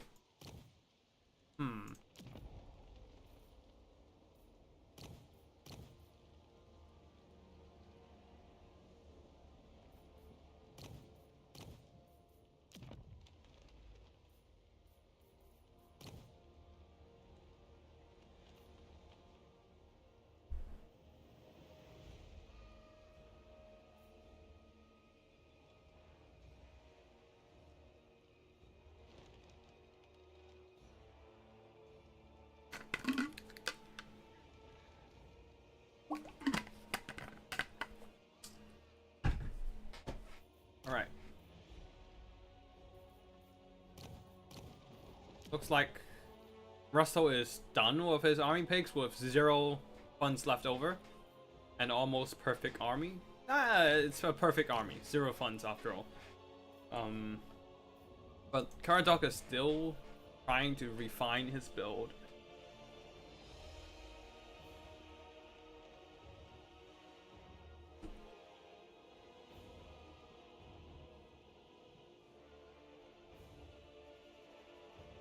Almost there. And I think we're done and ready to go.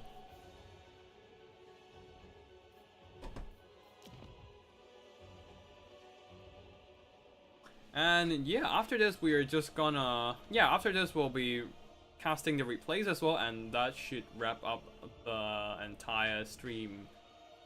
Yeah. We shall see here.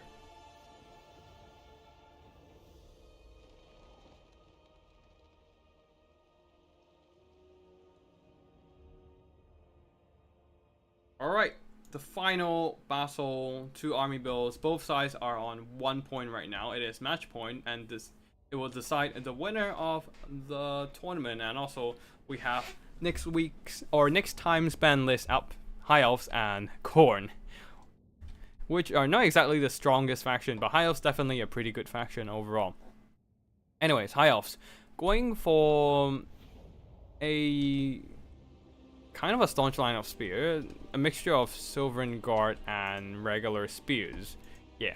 And then a second line of various archers, Loven Sea Guard, and no Sisters of Avalon. Well, 1 Sisters of Avalon, 2 archers with light armor, one of them Talons of Torquilada, 2 units of mobility, 2 Dragon Princes actually, and one of them the Fireborn, leading the army Tackless on his horse, coming in with a pretty strong toolkit for sure. A Potion of Shiroi for the healing, Bound Fiery Convocation, Sword of Tackless for extra magic, Flock of Doom, Regrowth, Net of Ammontalk, and yeah, Kindle Flame to stack with those fire weakness, applying flammable effect of the Talons of Torquilada. And of course, Sisters of Avalon and the Fireborn both have magic, both have fire missiles, so they will enjoy that additional fire weakness damage boost from the flammable effect of the Talons and Tackless Kindle Flame. On the other side, for the Khorne army, a front line of warriors, one of them the dual weapons variant, providing some additional anti-infantry bonus, but I don't know if that's gonna be enough, because usually you need you probably need something like Chosen of Khorne to have enough stats to really reliably overcome those melee defenses of Silverin Guard and Spears. But we shall see if that's going to be enough over here. 3 Marauder Horsemen with axes, 1 Minotaurs of Khorne with great weapons, and a couple Furies in the skies. And then once again, Hounds of the Blood Hunt from Rusto here. He really likes these Regiment of Renown Bloodhound unit. Anyways, leading the army, we have 1 single Scarborough and the Exile with only Rage Embodied for that rampaging effect, and that's it for army builds. Now let's just wait for the battle to start. Gojira, hello. Yes, this is the finals of the tournament, and it is a best of 3 series. And yeah, we're just waiting for this final, like this is a best of 3 series and we're on match point. So this is like the final game of the tournament, and then we'll just go into replay, to check out the replays, and yeah, that's gonna be like 2 replays only. So yeah, that's gonna, and we're just gonna wrap up the night afterwards. Tonight's like tournament is pretty quick since we don't have that many participants showing up, partially because we also clashed with a Human Boys tournament. Yeah, like he also announced the new player tournament earlier than I announced my faction war tournament. So honestly, that is our mistake for sure. But yeah, anyways, let's just wait for the armies to collide here, as Khorne is just gonna rush forward, but Karatov is kind of tilting around his formation here, trying to line up a little bit more so that the impassable terrain on the left can cover the flank a bit better, and also just facing towards the Khorne army on the other side of the battlefield.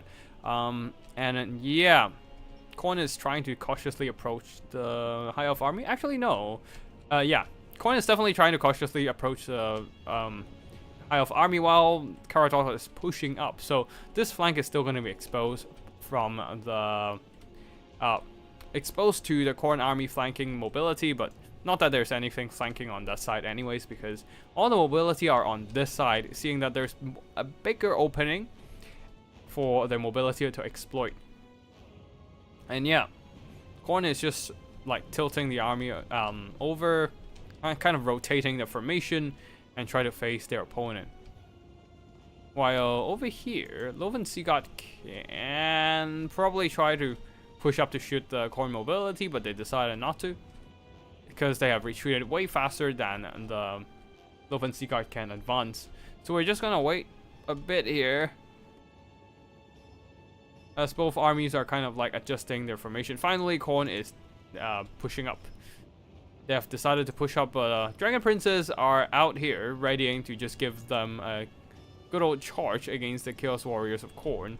And yeah, indeed, they tried to charge in, but at the last second, they decided to back up.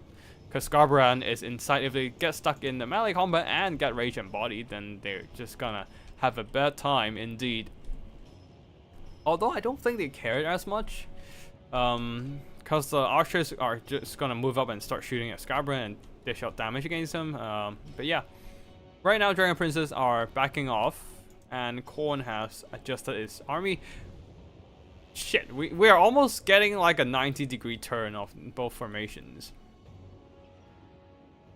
And Khorne is deciding not to get up to fight, and is still adjusting the formation. Wait, hold on, what the fuck? Oh wait, Khorne is still adjusting the formation, trying to perform an encirclement. But Tackless is almost there. He's almost ready to drop a net. Alright, Hounds of the Bloodhunt has emerged from the forest. High Elves are moving up, and Khorne is also moving up. But yeah, Khorne probably shouldn't retreat anymore, because that's just a bit too passive of a combat. But yeah, anyways, Talons of Torgaleda is shooting in, trying to chip away the health of the Khorne Bulls. But I think the shots are landing onto... Oh, no, they are chipping indeed. They're slowly chipping away the Minotaurs of Khorne's health. Remember, they do have the flammable effect, and they themselves actually do flaming attacks. So they boost their own damage, basically. But yeah. Now they're raining fire into the Chaos Warriors of Khorne. Oh, that is why they try to rotate the army. Trying to get those Chaos Warriors in the formation where they are rushing through the tree line. I don't know if this is intentional or if this is like an accidental decision, but it's definitely working out for Khorne. Now the warrior front line, the regular warriors with shields, are rushing in. They're tanking the damage with their armor and shields. While the throwing axes are getting close to the front line. They probably don't want to do that because archers are just going to shoot at them. But yeah, Skarbrand is just pushing straight through the front line and now going after the back line here. Archers and the Talons of Torgaleda will get compromised. Chaos Warriors of Khorne actually managed to get through some of the gaps of the spears and got on top of the Talons, while over here, pretty big catch by the Fireborn here. Countercharging the Chaos Furies who are dropping it down onto the Sisters of Avalon. Just absolutely obliterating the Chaos Furies, but more units are committed, more Furies, and Marauder Horsemen just trying really hard to deal with the elite archers. But over here, Skarbrand, really nice microwave, 2-for-1 there, catching both the spearmen and the archers, getting them stuck in combat. And the Talons of Torgaleda have remained unprotected, while archers were forced to just not fire for a while.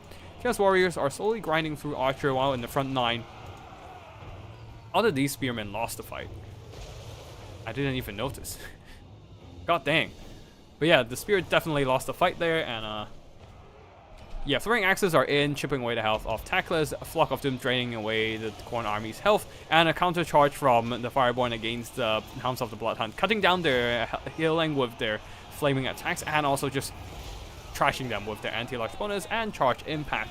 And yeah, the Hounds of the Bloodhunt is probably done for by now. Fireborn are still holding, but being dampened, it doesn't really matter.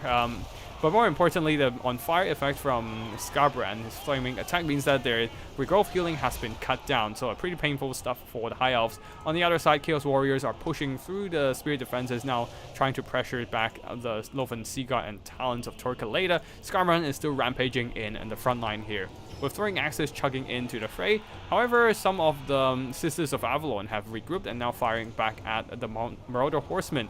So Marauder Horsemen will maybe charge in. No, they're just moving a little too close and getting shot, while Skarbrand continues to fight just fine. On the far side, Murder Horsemen with their anti-infantry bonus is able to cut down some of the talents of Torgalada, while Chaos Warriors will be holding back some of the enemy spears. Another Rage Embodied, just trapping all these High Elf units in the vicinity here, preventing them from maneuvering away and help out other units, if anything. And while Skybrand continues to dish out damage, that's probably a Net of Amator.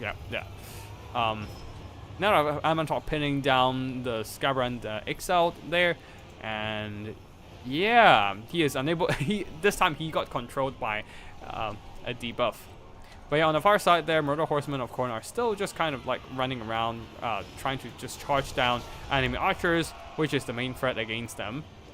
If they can just beat them down in melee, they don't have to deal with them at range anymore. But things are looking quite grim for Khorne right now, as the rush is slowly losing steam. Skybrand is not doing enough damage over the course of battle. His Rage Embodied is a good control ability, but just doesn't do any damage, which is the problem. And there's not enough follow-up after trapping an enemy in the fight. Not enough stuff to follow up and work down the trapped units. Especially after losing a bunch of mobility, like only 2 of the throwing axes remain, and they're super tattered. The Minotaur's taken way too much damage. A really nice, really good catch with the Sword of Khorne here, nuking a bunch of enemy infantry. Even the Dragon Princes got knocked away for roughly a quarter of their HP. So really good stuff. We have been seeing some really good use of Sword of Khorne from Rusto here. Though unfortunately the Murder Horsemen might just get caught here by the Dragon Princes and might just be ran down. There are still a bunch of Khorne warriors fighting the good fight. Balance of power is stabilizing for a bit for Khorne, but this might... but with the Murder Horses with throwing axes running away right now, they might be in a pretty big trouble. But I do think the main problem is really just losing so much health on the Minotaurs of Khorne with great weapons. Like, they don't have any good options to deal with the cavalry anymore after that. Maybe Skybrand, but Skybrand is constantly getting pinned down by those nets. And Teclis is just running around chasing after stuff. The net is still going on. Finally, the net is off. Fiery Convocation onto the Khorne warriors. Oof, this is going to be brutal. The Dragon Princes don't care because they have 40% of physical, 35% fire resist. But yeah, finally Skybrand has moved into the vicinity, but that is a little too late here, as the Khorne bulls are dead and the dual weapon warriors are also getting routed. Skybrand might be able to do some damage here, but looks like the Fireborn are holding on just fine with their fire resistance and all that. And another regrowth coming in for the Dragon Princes, or the Fireborn, I think. Nope, the regular Dragon Princes, since they do have more space for healing, still 29 models, which is like half the unit models left. And Skybrand is taking more and more damage, getting whittled down by those archers. And yeah, this might be it for the Khorne army, and it's gonna be GG. As the Khorne warriors are getting cycle charged to death. Oh no, these Chaos Warriors of Khorne are still going a bit of a wild goose chase against Lothern Seaguard. That is definitely a painful scenario here, as they definitely could have been used in the front line, but yeah, that might just be it here. As what's going on here? Yeah, ban High Elves next time. Since High Elves and Khorne are in the finals, they will be banned in the next Faction Wars tournament. But yeah, just the last bit of a best of 3 between Caradoc and Rusto. Feel free to check out the archives or rewind the stream to check out the previous battles. But yeah, it's just going to be a matter of cycle charging down the enemy infantry, and then Skybrand will just be largely ignored until he's the last man standing. And then everything will just converge onto him trying to nuke him down. But yeah, overall, we've seen some really, really good Swords of Khorne from Rusto. Just unfortunately not really enough to carry the game for him here. As Khorne, yeah, got worked down over time.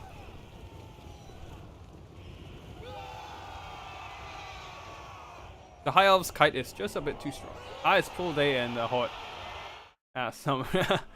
Oh no, I'm not looking forward to summer because it's gonna be hot next week in the UK, and we've got shit air conditioning. We don't have we don't have air conditioning, and our houses are warm and hot and stuffy, so it's gonna be rough. Anyways, Scarbrand decided to pop that Rage Embodied and try to like fight it out, but it's not gonna matter too much here. He's completely surrounded, being shot from all sides. Yeah. There are still some pretty healthy Loven Seaguard shooting at him. And those the Chaos Warriors of Khorne are still chasing after the Loven Seaguard on the far side. I don't know what you mean by we have failed, random High Elf person. You're taking down one of the greatest Khorne demon. And yeah, that is just going to be army losses, and yeah. GG to both sides.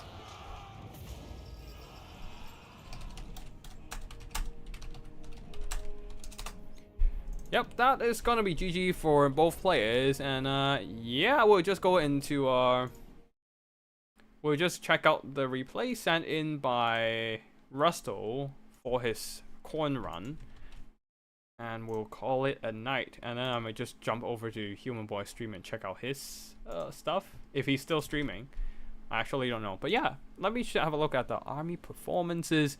Dragon Princes did really well. I don't think the Khorne have much solutions against them after the Minotaurs.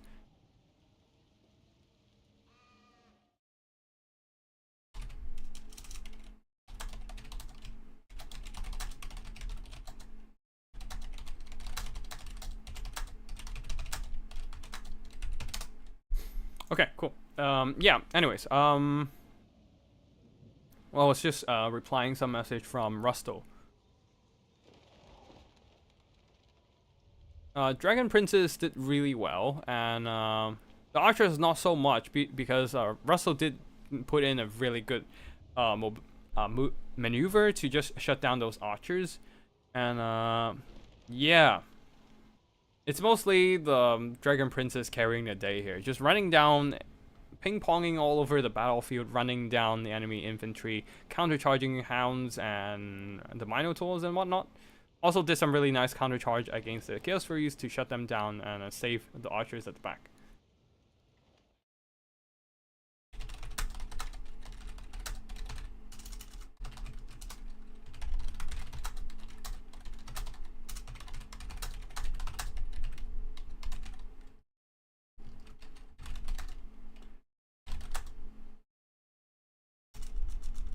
Let me just quickly reply to Russell.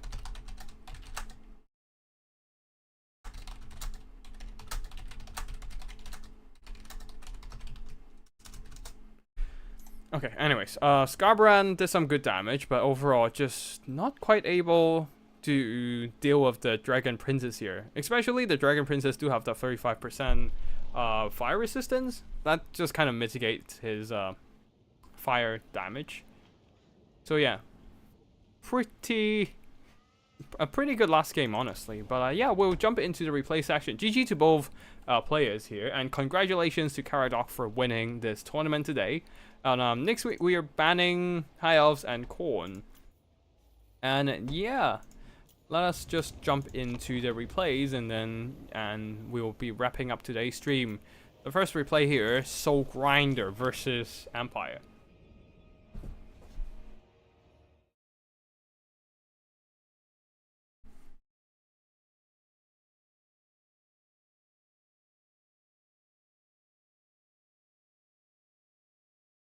Alright, so Rusto here going with, like, once again, Hounds of the Blood Hunt and a regular Flesh Hound. A front line of Bloodletters. Actually, one of them, two of them maybe? Two of them Exalted Bloodletters. A rather elite Khorne Demon front line. And then a ton of mobility. Just two more Furies, two Flesh Hounds, one of them the RR ones, and the Valkyria the Bloody here. Oh, and a Soul Grinder, of course. On the other side for the Empire, front line of Swordsmen, a couple cavalry, one of them the grenade launchers, the other the Demogryph Knight with halberds, and then a couple handguns. Oh, now iron sights. Interesting to see these guys. Silver bullets with their magic missiles, and a couple halberds guarding the rear. They're rather scattered, so I'm a bit worried about how they can defend themselves from the Khorne mobility. A very nice spear is Slopney here, just nuking half the health off of the spears. Grenade launchers are still fine, but yeah. Valkyria is just trying to pressure these grenade launchers, but then the non-Ironsides unleashing firepower onto Volkia. But here comes the Furies, and they're just gonna shut down the Ironsides. Nothing is in the back line to guard them, so they're just taking a ton of recharge damage from the frenzied Furies. And more Furies are flooding in. 2 Demogryphs are not able to save them for now. Earthblood trying to sustain the hit points of the known Ironside Halberds moving in to save them. Oh no, Silver Bullet's getting caught there. It's gonna be big trouble for these guys. They have way worse melee stats than the known Ironsides actually. Oof, this is painful. Grenade launchers also get temporarily caught by the Furies, so they will be pushed back. Khorne's Soul Grinder is jumping into the front line, terrorizing some spears with the help of the Bloodletters. And the Bloodletters have not been shot at much by the enemy missiles overall. There's no artillery shooting from afar. The best thing they can do is to pigeon bomb some of the Bloodletters. But the Bloodletters still manage to get through the Empire's swords nonetheless. Over here, a bit of a regrowth, onto the Demogryph Knights with halberds, trying to sustain them in the battle here. But the Bloodletters behind them is just going to start chopping them down with the AP damage. Soul Grinder also jumping in. Furies are moving around, trying to just really pressure down on the Empire missiles. And the Hounds are kind of just standing around rather idle. They can probably start chasing after stuff here. Maybe recharge these spear and then free up the Exalted Bloodletters, but the Bloodletters manage to do that without their help, and now the Empire is on a pretty major back foot here, as a lot of units of them are just compromised in outright losing battle there. Swordsmen will get cleaned up by the Bloodletters. Maybe they can win it, just because how tattered the Bloodletters are, but the problem really are the Exalted Bloodletters over here. They're a bit too elite for Empire to deal with without the help of missiles. Speaking of missiles, the Silver Bullets are also almost done for. Both units of the Furies, 2 units of Furies dive down, only 1 managed to extract themselves. We will now go after the known Ironsides, who are on the verge of the battlefield, so they're probably just gonna get chased off the map anyways. Bloodletters still trading against the Swordsmen, going fine. Spear Snopnir bursting down the Halberdiers, another like half a bar of HP is basically gone there, maybe 1/3, but and Flesh Hounds are roaming around the battlefield. The scattered formation of the Empire really biting them in the back. As they don't have the forces to defend all the isolated forces, and then those units just got picked apart and chased down. Exalted Bloodletters are just vastly outclassing the Empire, and that shall be GG. That shall be GG. Soul Grinder bursting in with the help of the Bloodletters, just punching straight through the Empire defenses. Halberd, Demogryphs, they pretty much suck in all matchups because they don't have the best stats and they're a bit glass cannony. And due to the lack of models, they're really easily surrounded and overwhelmed by enemy troops, so not the best of them. And non-Ironsides are just not a great missile unit. Unfortunately. And the Bloodletters basically all outclassed the Empire frontline, pushed straight through, and the Empire infantry just died straight up. RIP. Second battle, no Hounds of the Bloodhunt this time, but Khorne going after Khorne with a lot of anti-infantry power against dwarfs. Let's see what happens this time. I mean, we all know who won, but like the process is what matters here.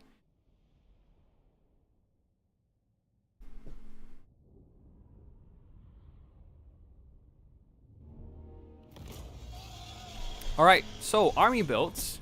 Khorne is going with a lot of anti-infantry. 3 units of Chaos Warriors with Chosens of Khorne, actually. Chosens, 1 Chaos Warriors, 2 Chosens, all with dual weapons, 2 units of Bloodletters. No, 1 regular Bloodletter, 1 Exalted Bloodletter, and now on the other side, deployed at this kind of a depression of the map, we have a Hellforge Host and a regular Bloodletter, plus a Herald of Khorne on his Blood Bike.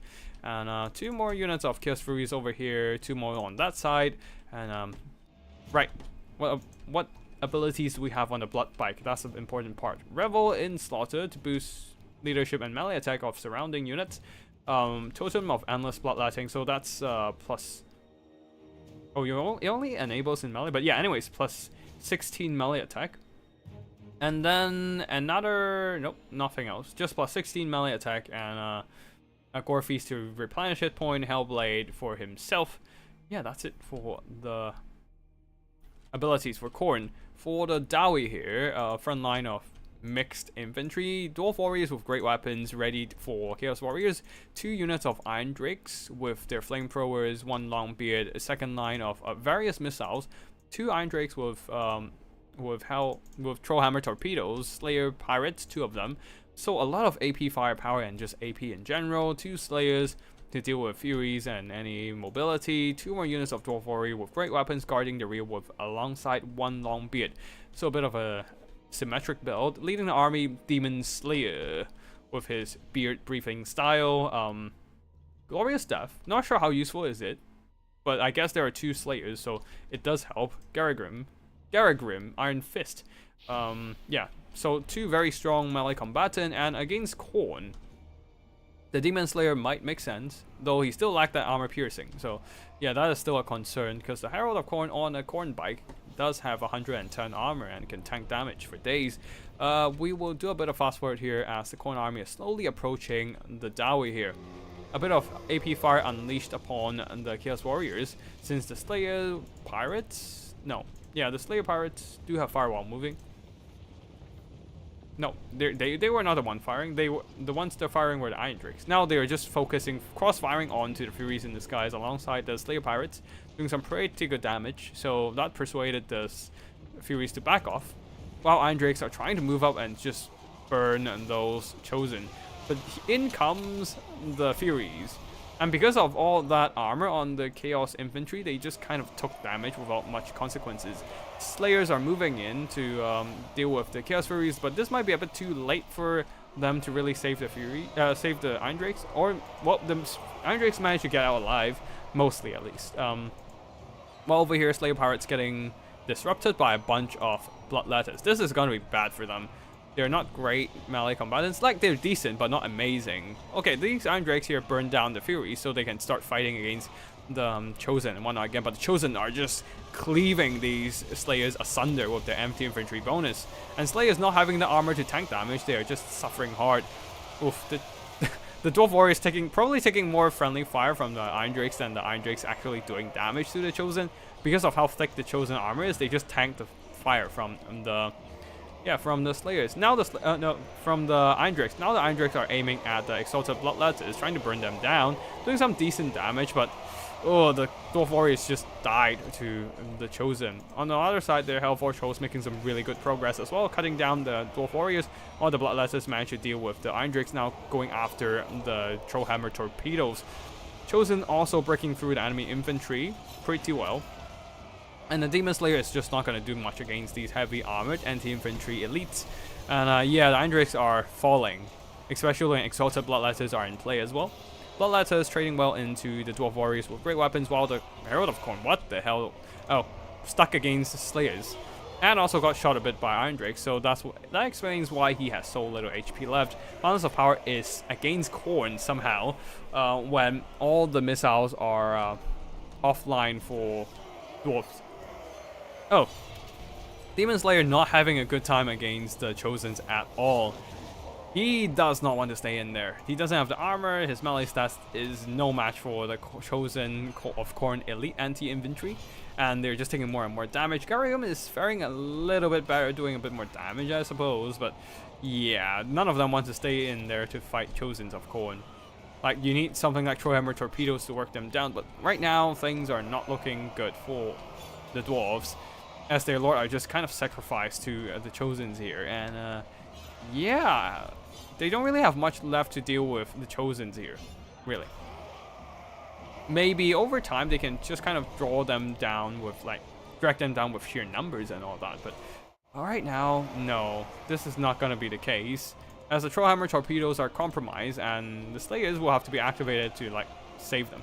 But yeah, the Demon Slayer is running for his life now. I doubt he actually activate any glorious death, so. But yeah, now the flamethrowers are burning in. It's gonna hurt a lot more to your own Slayers than the enemy Chosen.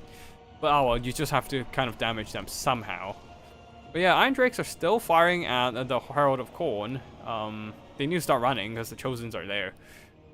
They don't want to stay there and fight. But yeah, over here, the Chosens are bogged down by a ton of Dwarf warriors with great weapons, but they will cleave through these Dwarf infantry just fine.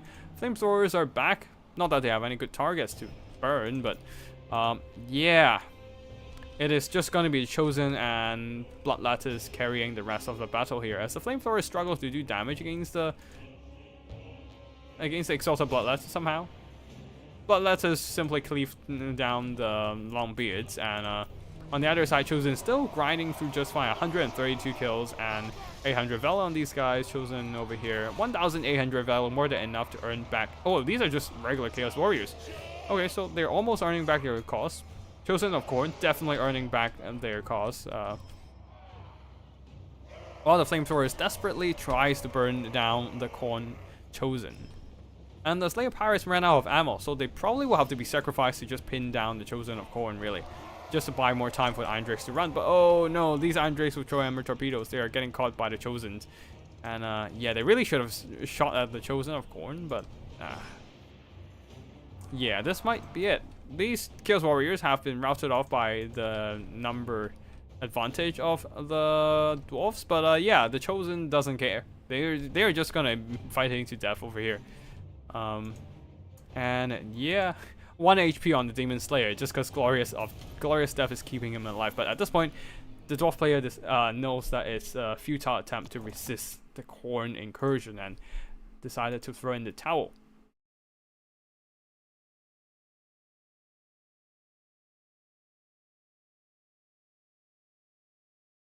$32C. Oh boy, Fat Kid, where are you?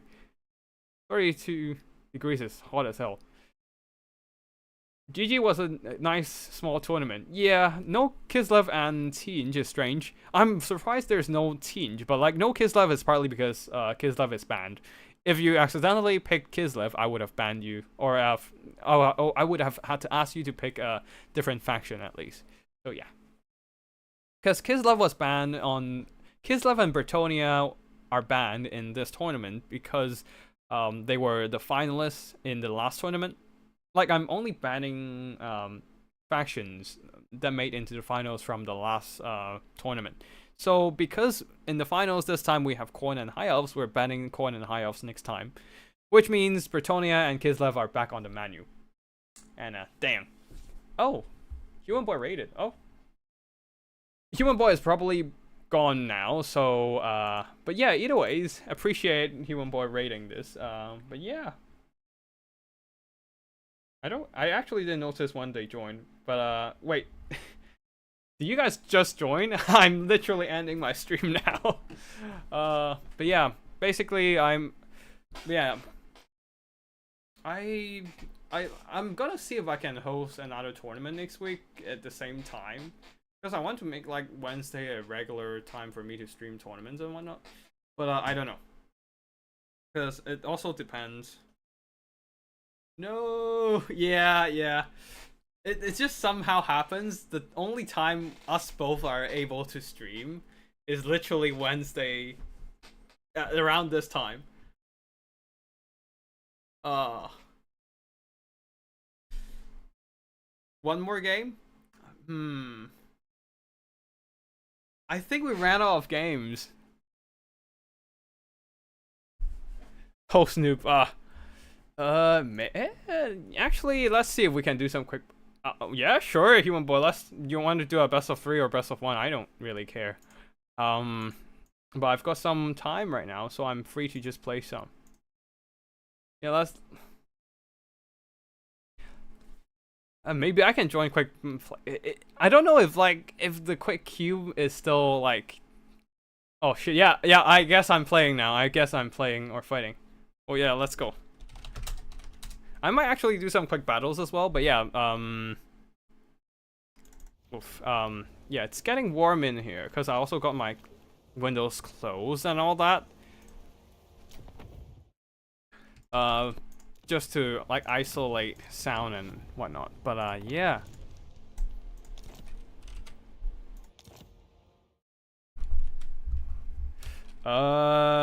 Norsca then. I'll just go Norsca.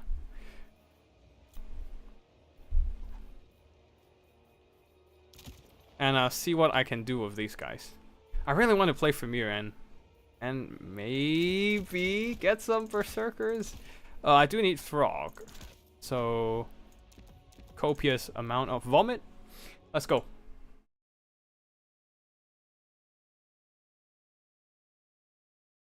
But yeah, thanks for joining everyone. It was quite unfortunate we're literally ending the tournament, but thankfully Human Boy decided to join here, and yeah, we're doing a best of one. And I'll do some quick battles as well, just to play more Norsca. Because, like, I actually like to play Norsca, and I think they actually is a pretty impressive faction that can do things pretty well. The problem is just, like, people just rely on Skin Wolves all the time. Ice Trolls are better than Famir in some, in all ways. No, I disagree with you on that one. I like Famir because they have their uses. I will have to disagree, but yeah, I'll just get a Famir. I'll just get a Famir. Burning Hat, yeah, Burning Hat. Kindle Flame. I'll turn on from the mist, turn on everything here, and Fireball or Flaming Sword of Ruin, or I'll get Cascading Fire Cloak. And you know what? I will just get another Famir. Yeah, just get another Famir, and a bunch of Marauder horses. And hope it goes well. If not, then I'm screwed. We shall see. Oh, the Famir is expensive. Maybe I should just cut out from the mist. And just enough to get another couple. Yeah. With Dark Crown Trolls are good. They still suck. They only Winter Tooth Crown only works on like what, 1 unit? I think. So yeah. Yeah, the Winter Tooth Crown only affect all allies in range, but it only works around Throg, which is a problem. I guess if you're fighting with Ice Trolls, then it's gonna be around Throg anyways, but yeah. I would be disappointed if I don't. My man is not addicted to Famir. He can stop whenever he wants. Look, dude, Famir is good. They tank missiles just fine. Like they can tank missiles all day. Like 20, I think it's 20% from their 25% in their missile resistance, and another 20% from the mist. I might possibly have some silly. Dude, I'm spamming Famir. I'm spamming Famir and Berserkers. I think in terms of silliness, we probably are gonna be roughly the same here.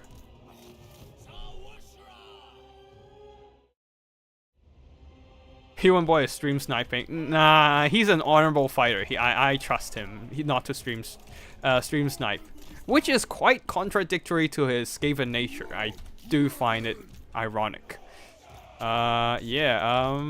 Famir is good. Famir is good. I really like Famir, and like whenever because nobody expects Famir, they never prepare for it, and it just somehow Famir works well into countering whatever your opponent brings. Issue is they don't do much else for their cost. They tank missiles. That's all the point of it. Like, what I would bring Famir against are mostly missile factions: High Elves, Dwarves, and Chaos Dwarves. These are just a few options here, but like, I probably should have I would probably bring that against Cathay even, just because they can just tank missiles for days. And their monstrous infantry. Actually, I'll probably bring it against Skaven as well.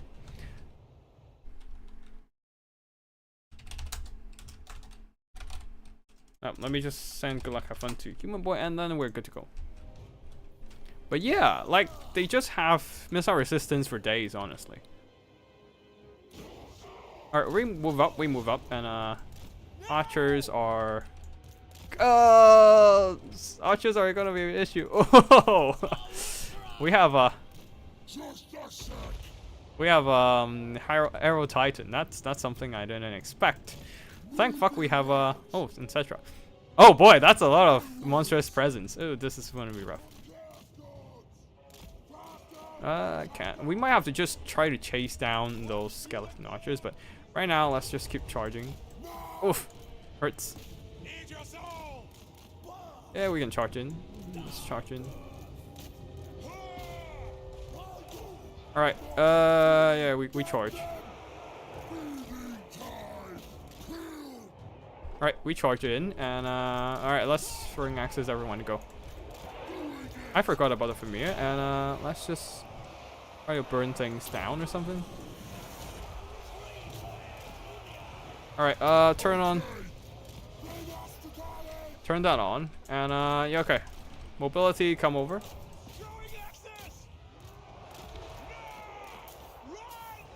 All right, you guys charge in. You guys keep shooting, and mobility-wise, we're burning a lot of stuff down. Good stuff. Good stuff. And yeah, frontline-wise, we're doing fine for now.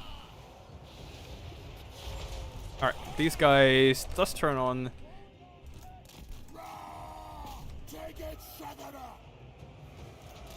All right, let's just fall back a bit with these guys, and these guys will have to keep running. And our front line are holding somehow, and these guys can probably run over here. Oh shit! What the fuck are they taking damage from? Oh god! Oh god! We're losing pretty bad on a lot of fronts here. Can we get an? Okay, we're getting some of the berserkers into the fight, but letting the marauders getting caught in melee is a big mistake on our side. Ugh. So we literally just have to pray that the front line holds and beat down enemies long enough. Like, yeah.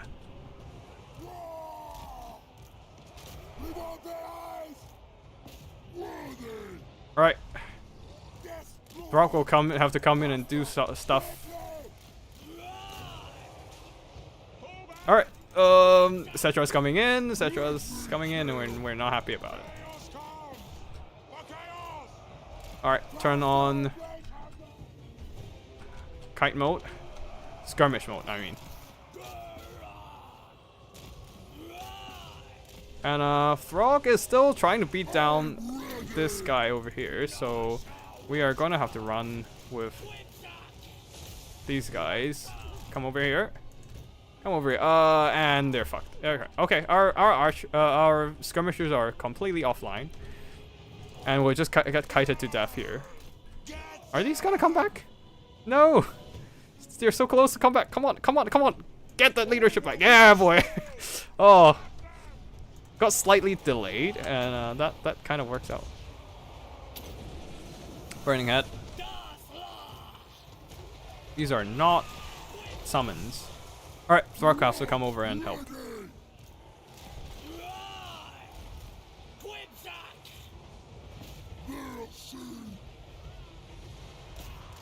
I need to get here and get an encourage aura onto these berserkers, because they are taking a ton of... Come on! Throck!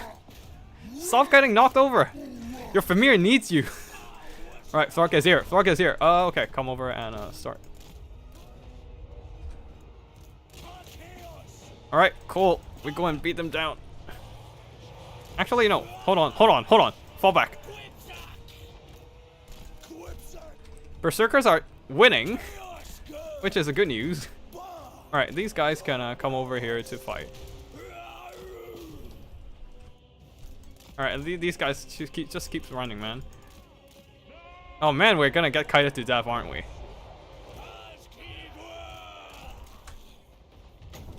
Let's just burn down everything and eliminate their infantry support and all that. Alright, cool. Oof, the last of the Famir over here are dead. Okay, cool. Berserkers are just gonna get shot and kited to death, aren't they? Alright, this guy pull back. Brock will have to fight it out. And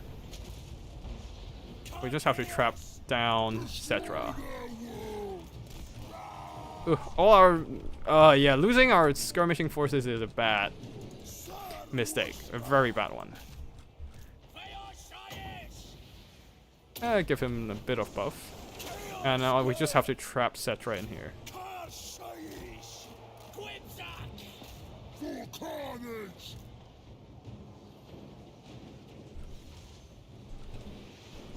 Oof, our remaining bastion of strength, the berserkers, are going down. That was unfortunate.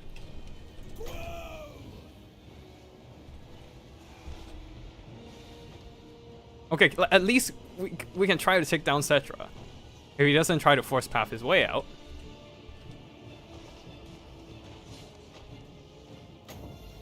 Can we at least take him down?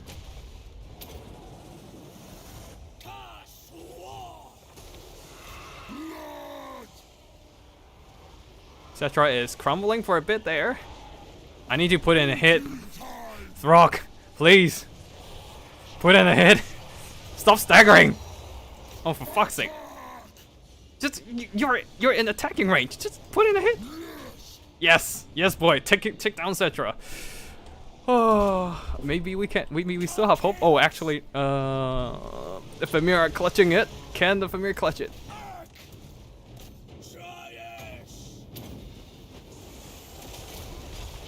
All right. Yeah. Let's just beat these down.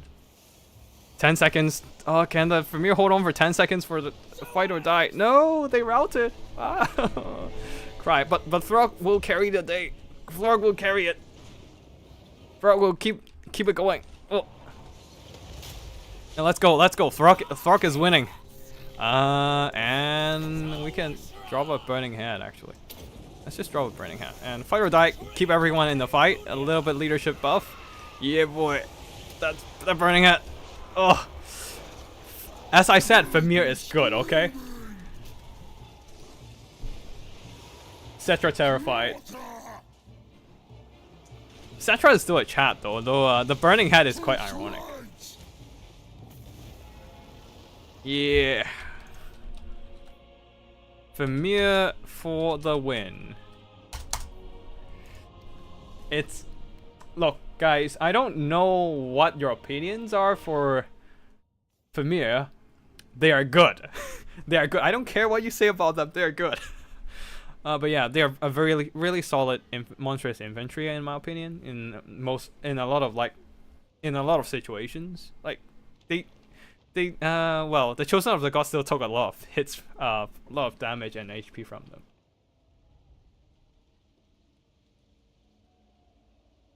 The Arrow Titan did better than Cetra, yeah. But yeah, I think I do have to say that Human Boy probably just YOLO'd Cetra into my stuff and which is why Cetra died. But honestly, like if he kept kiting, I probably would be in a bigger trouble here. But yeah, Cetra. I don't know. Cetra, I feel like it's more like a mounted, horse-mounted lord than chariot or cat.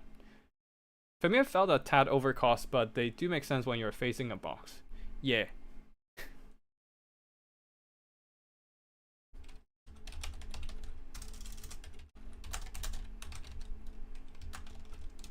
Yeah, anyways, I might actually jump into quick battles for a couple games now that now that we have so many viewers here. I don't want to bore you guys and just be like, oh, it's time to go. Nah, I'm still good to go for a bit more.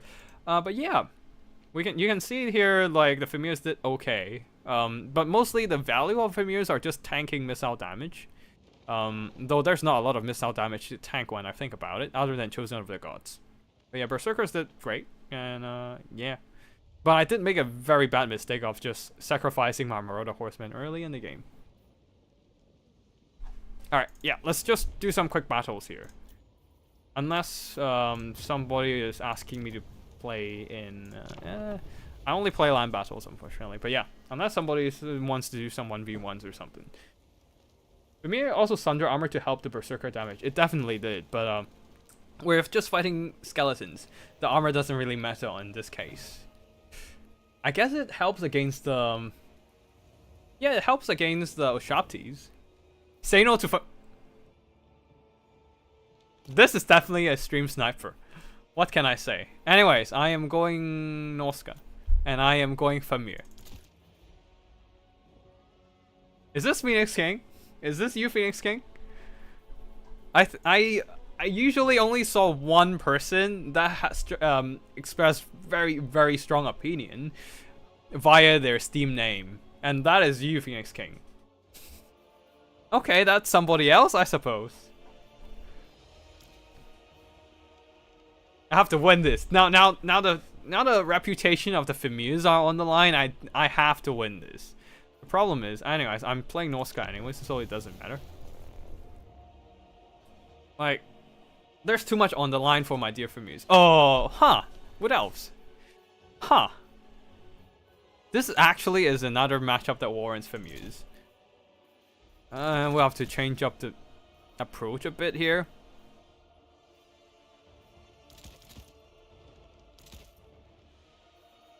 And unfortunately, I want to use something else other than Throg, but I think unfortunately we'll have to use Throg here. Yeah.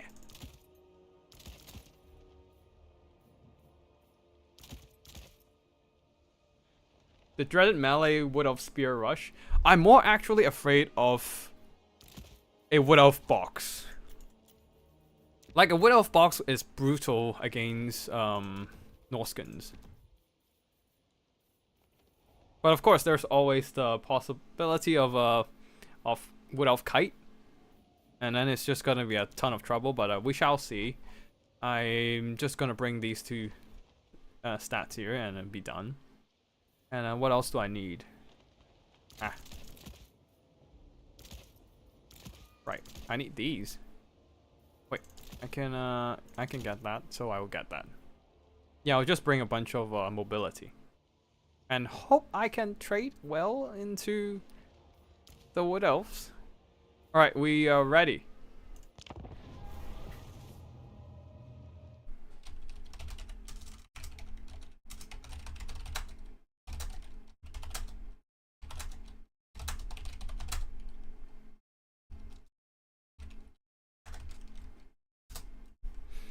Yeah, now we wait for our opponent to be ready. But I guess I'll just reset the timer after half a minute every time. There's no point in rushing our opponent. I don't like insta locking and pressuring my opponent into like immediately playing. I usually try to like, I would just wait like half a minute and then restart the counter again.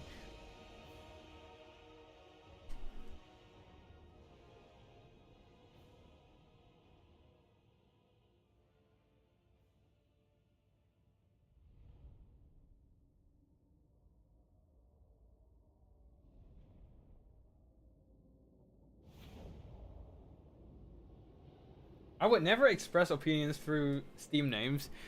Ha, sure, I believe you, Phoenix King. I believe in you. Oh, and don't forget you also express,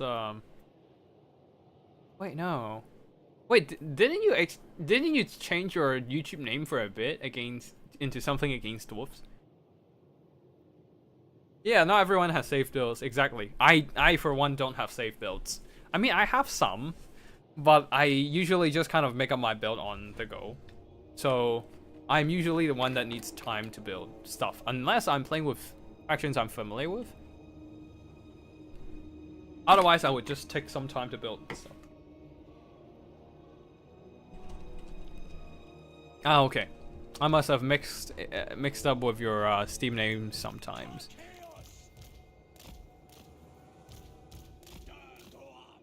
Okay, we will do this. We're still playing Familiar, but we just have to play with a bit. I hope they don't have Pendulum, because Pendulum would be only 2 Familiar, not a real fan. Look, I still want to win, okay? Reputation of Familiar is on the line, and I need to win this battle. I changed my Steam name to Dwarf require no skills. Exactly.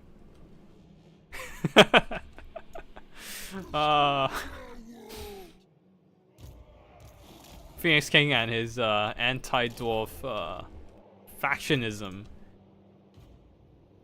I don't know if I don't know if my opponent, whoever you are, is watching my stream, but if you are, I'm ready.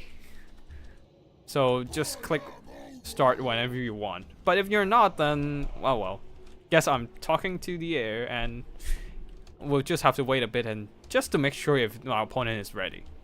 Like, I don't usually spend that much time on on deployment anyways. I just kind of click, and everything's all set. Oh wait, I forgot control groups and all that. It's fine. That's fine. We good. And we start battle, I suppose. Yeah, I think we can start now. Let's just get the ball rolling. Don't want to wait too long.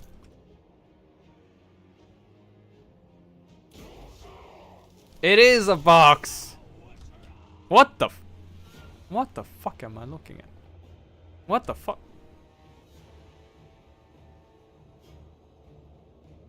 Is this an F and cross? Oh god.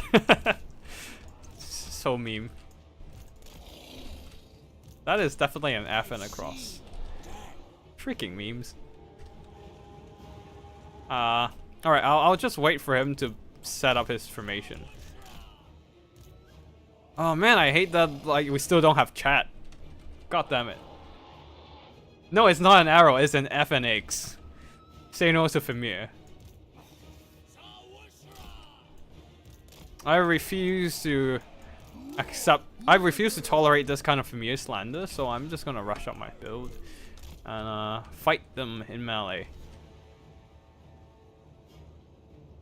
Wait, what? I did not know that. What?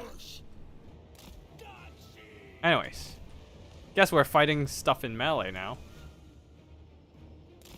And these are these Blade Singers, these are War Dancers. All of them are War Dancers, so we still have a decent chance on fighting against them, I suppose.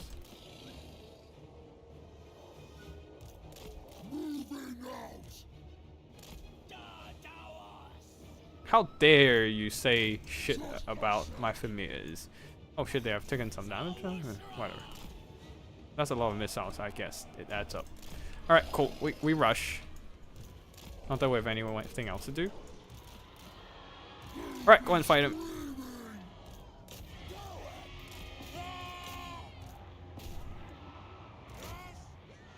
Alright, let's go. Fight or die. And, can we? No, we can't yet. Oh, God. Here comes the... well, we're just Searing Doom. At the same time, we're doing some Searing Doom stuff. Famir doesn't care about those puny spells.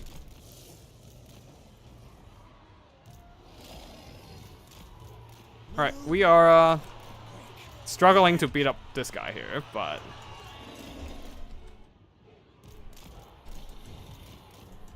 Alright, cool. We are pulling back. Let's pull back a bit. While we, Can we do a final transmutation? Let's not do that.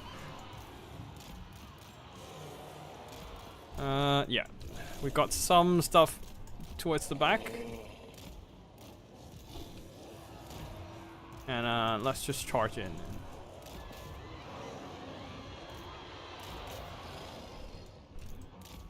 Let's pull out some rear charges and see what happens. Alright, cool. You can charge that. Rock's still struggling to kill anything here. Damn it. Oof, things are dying pretty fast, unfortunately for us.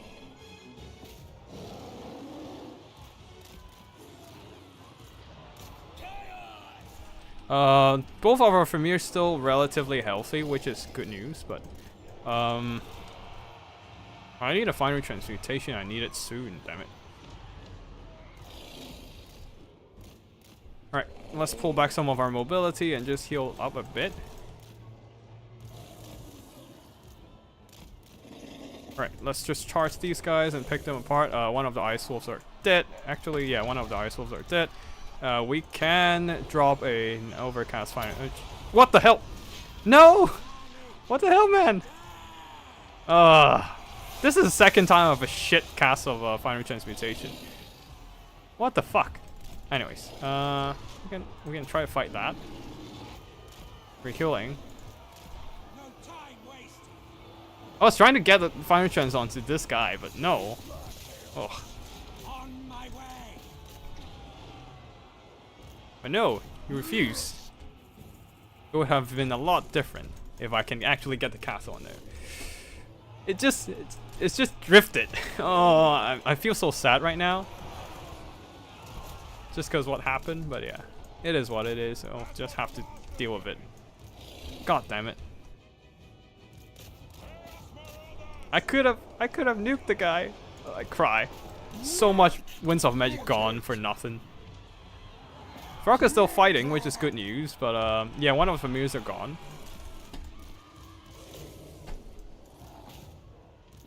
Let's just get rid of these guys and get those. What the hell are you afraid of? Ugh. Very well. Yeah, and this is not great. The spears are really getting rid of my stuff. But yeah. Whew.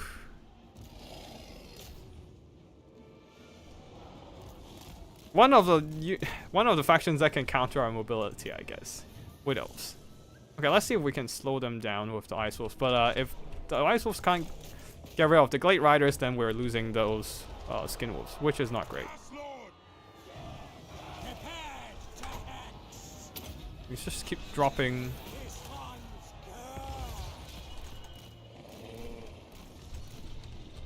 good. Okay, we got those Skin Wolves back, which is good news.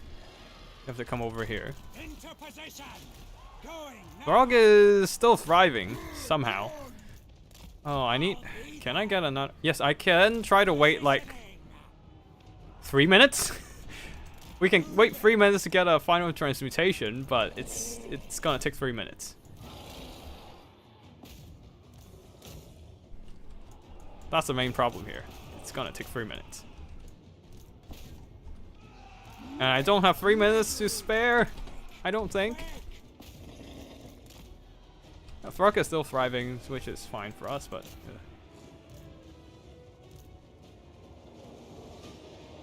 Alright, got that, and we move on to that one, and we charge that one. Okay, this guy needs to run the hell away. Wait, no, not 3. Yeah, a few minutes. Okay, at least we can get some peripheral forces back, maybe? Maybe? A big maybe.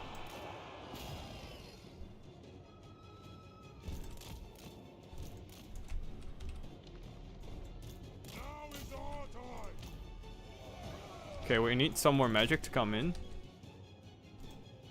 And these guys can... Okay, these Skin Wolves are done for.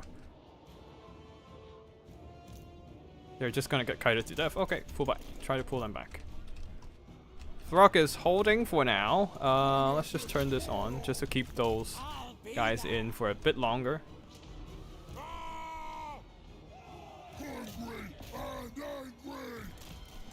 We need one final transmutation. One final transmutation. Get it? Yeah.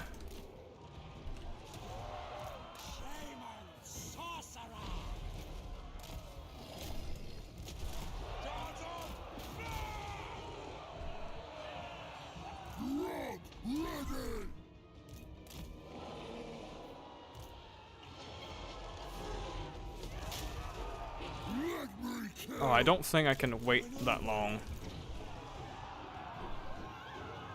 I might just have to force out this final transmutation. I need 45 more seconds.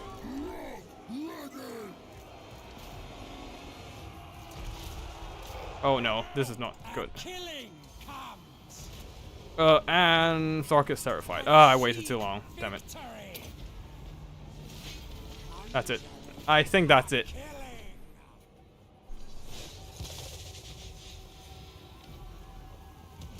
And he's moving out. Okay.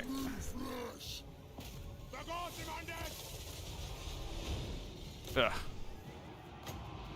Oh, it's just not great. No!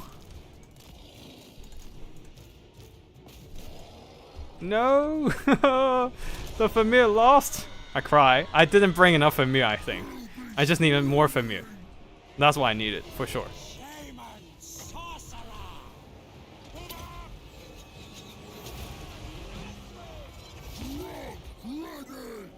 It's not the Famir's fault. It's not the Famir's fault. Throw helped pretty well, all things considered, for sure. He was surrounded by so many things. I was surprised he even held that long. But yeah. I definitely could have... What else can I do here? Right now. I probably actually... I might have needed a Plague of Rust to debuff the armor of the Shriekin and whatnot. But yeah. Between the active healing and the fact that I kind of misplayed some of my mobility, I just don't have enough stuff in the end to carry the game. Alright, let's just drop another Searing Doom and do some minor damage, and then it's gonna be army losses. No problem. Going now. I don't know whoever I'm fighting is, but GG, whoever you are. But I still stand by my argument for Famir.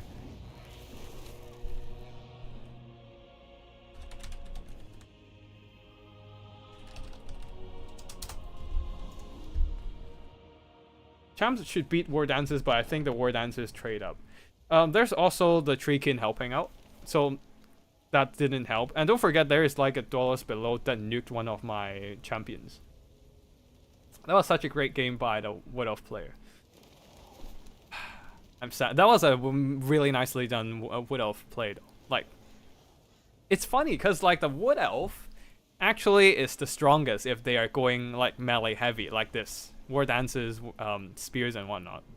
Which is also why I bring a bunch of, not Famirs, but bring a bunch of Zotes when I play Wood Elves. Just because they actually do well when they're playing melee heavy. Like, their only missile component are the Glade Riders. And like half the time they were just spent on like charging stuff and chasing stuff. So, yeah. The Wood Elf player did really well. Like, the Glade Riders really well microed and just kind of kited my mobility and just chipped away their health, charging them down and all that. So, yeah, really good stuff from the Wood Elf player. Famirs did well, though. Like, one of them took more damage than the other one, but this one managed to earn back their costs, and they did fine, despite not having any active healing. Skin Wolves underperformed because they... Treekin is cool pick here for some mass to protect the War Dancers. That, and also... they just have a lot of armor and physical resistance to counteract against the anti-large bonus of the Skin Wolves. So there's that as well. But yeah, the champions, I overestimated them. I was hoping they can tank damage and also block missiles with their shield and armor. Guess that was not the case. That was not the case. And mobility, I definitely miss micro these guys for sure. Alright, let's hope we're not running into another Famir sniper. Another Famir hater. Alright, I have no idea who this is, but let's keep playing Norsca.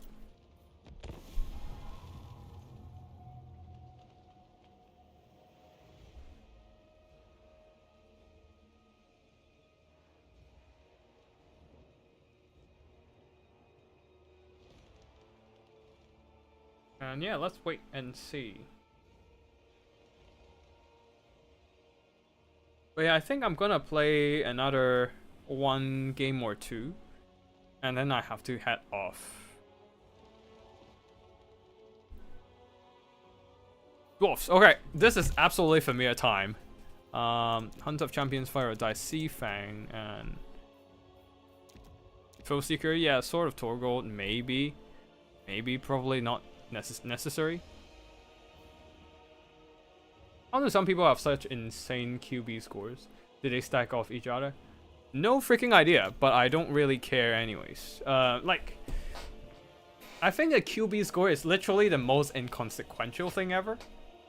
Oh, it is Buck. Okay, that makes sense. But like, I think like the QB score is literally the most inconsequential thing ever. a lot of players who are actually really good are not really that high on QB. And first of all, a lot of players who are really good that I know of and has been active or not that active in the multiplayer scene, they're not really active on QB anyways. Wait, hold on. Let me just check the QB leaderboard.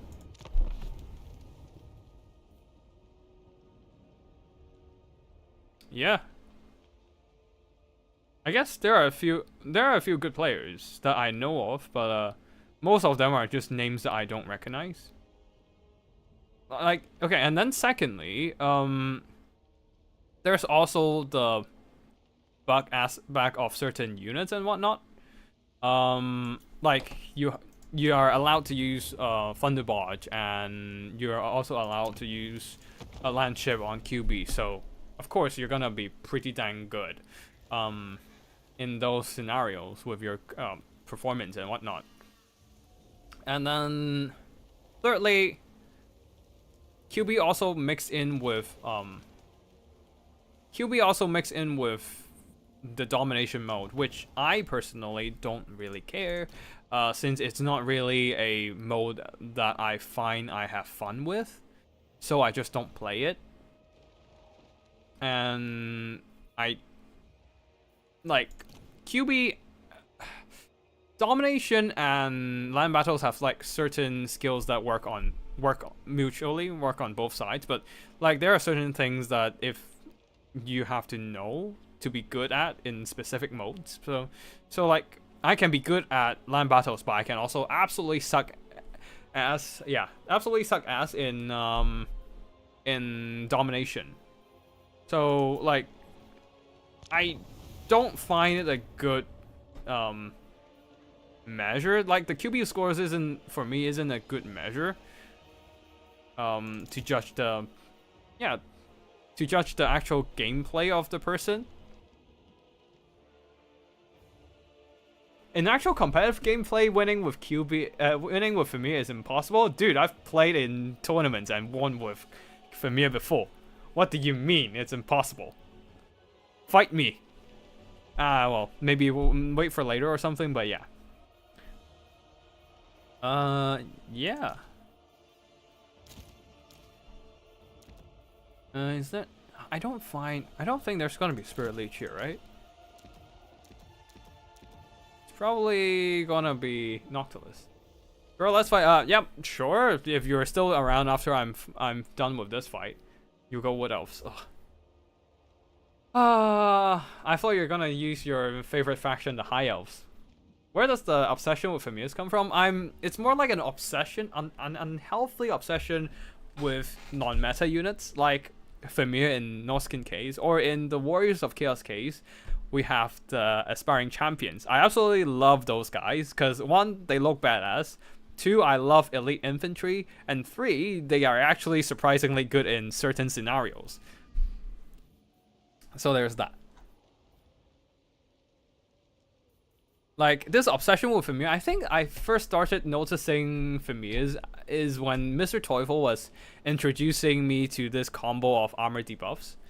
Because Familiar has minus 30 armor debuff, and you stack it with like a Shaman Sorcerer of Metal with the Overcast Plague of Rust. That's a total of 90 armor debuff, and then you have Wolfrake with Hunter of Champions. That is a whole total of minus 120 armor. So that's some insane like damage boost for your units if they don't have AP. So yeah, I think that's where my obsession with Familiar came from.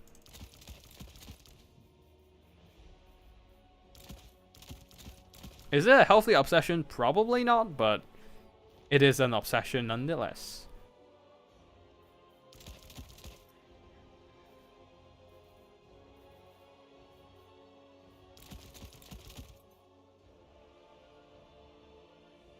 Alright, I don't know if this is gonna work, but we shall see.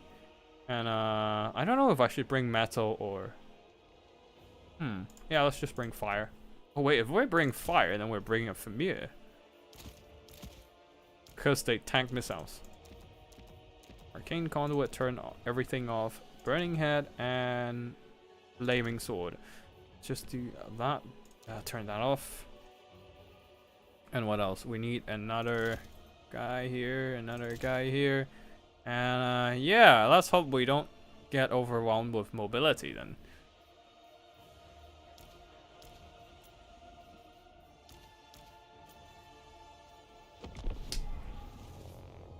Better than an obsession with Cathay and other meta factions or dwarves. That's the funny part of my gameplay. I guess I just don't like to play meta factions. Like, I like to pretend, you know, I like to pretend I am decent and I just lose because I'm not playing meta. No, just kidding. Like, I just don't find playing the meta factions fun because there's always the set formula with certain good units that you must bring, or you should bring to win. I just enjoy the aspect of like finding those less popular units and somehow making use of them. Yes, I'm a little wannabe hipster. That's probably what happens here. But yeah, like I like non-meta units basically. Or at least I like trying out non-meta units getting fucked over my consequences. Getting fucked by consequences of my own actions, but sometimes when you find out units that work, it's actually really satisfying. Like how I'm still obsessed with aspiring champions to this day. Like even after the rework, nobody really uses them. So one of the first thing I do after like they got reworked is try them out and actually make them work. Even back in the day when there was only domination mode available to the whole, to the whole multiplayer scene.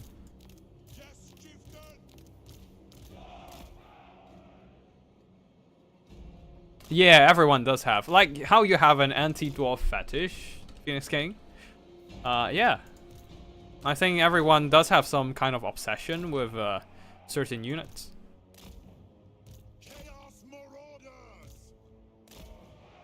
Like, I am obsessed with non-meta units. And then we have Human Boy, who has an unhealthy obsession with Skavens as well. And then certain people mostly play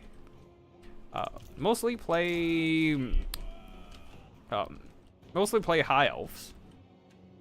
And then there are the sweaty, unhealthy meta chasing bunch, but that's just kind of normal for all multiplayer scenes.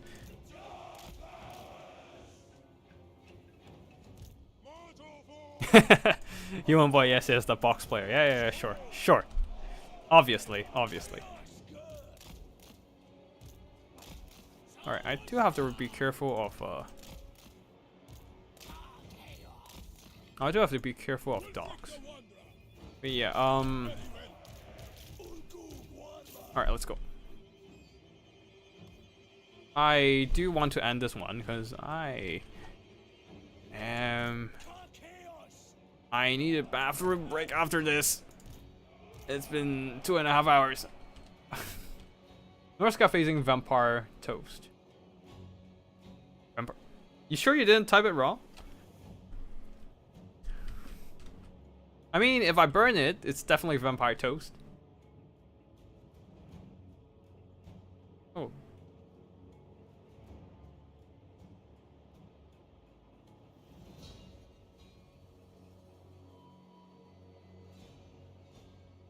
Look at the... Oh, I did not look at the player name earlier. Yeah. You can say when they're having a cup of drink, you can put it on a coaster. Here comes the coast kite. Oh shit, they might actually... Coast might actually be able to kite against Norsca. I mean, that is if I don't bring my own missile units. That is. Alright, cool. We're going in. And I don't see hounds, so I think these Bale Fiends are safe to just push up. Oh, more mortars? Haven't seen these guys on coast for a while. Oh boy. Ow, that's a lot of hurt. Are these, yeah, these death gods. Ugh. I don't like this. I don't like this at all. So much missiles. It hurts. Alright, let's just get the Bale Fiend behind the tree line so the cannons can't get a direct line of fire on us. Yes, they have missile resistance, but they still... I'm sure Vermeer wouldn't die to Kite. I actually lost to a High Elf Kite in the tournament earlier.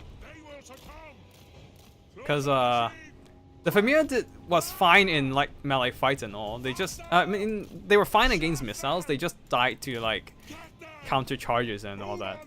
Oh, Dragon Princess charging and Plague of Rust. That's how they got killed.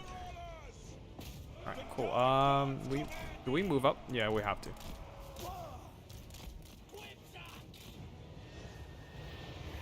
We just have to fight them. Let's bring the fight to them. We have the numbers. Let's go.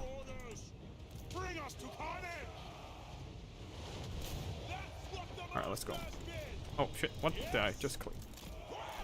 We can hold back with these guys. Yeah, let's just rush.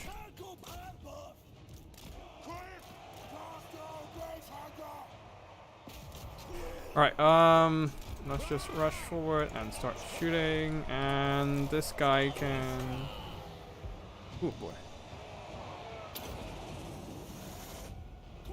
Oh, they started moving. Okay, that's not great.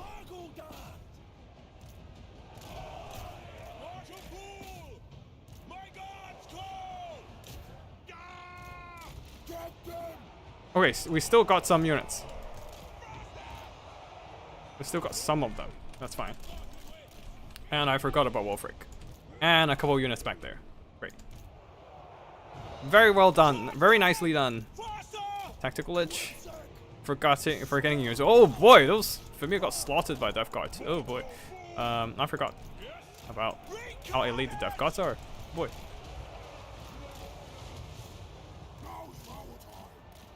But yeah, yeah, let's just get those surrounded.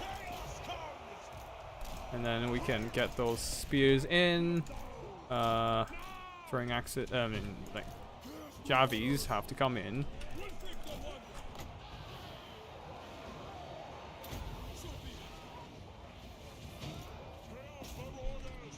Just have to keep pushing.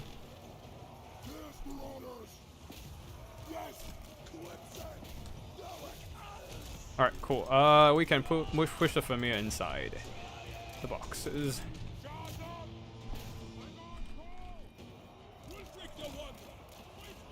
Alright, well.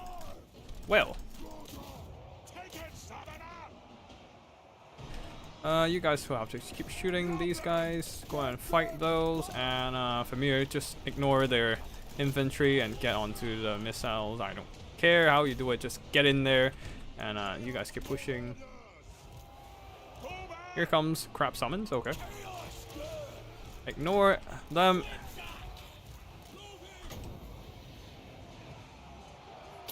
Just keep burning through their units, and these guys can pull back a bit.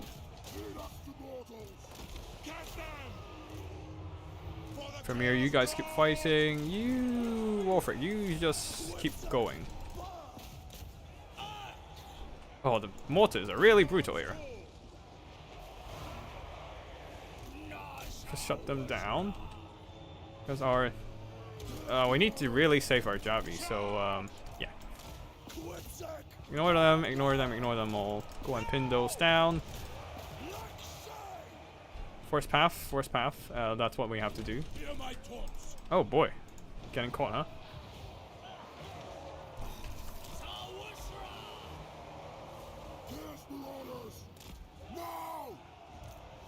Alright, shoot them. We've got some units back, which is great, and Vermeer really needs to get on top of these. Okay, the Death Gods are not great here. We are struggling to deal with those.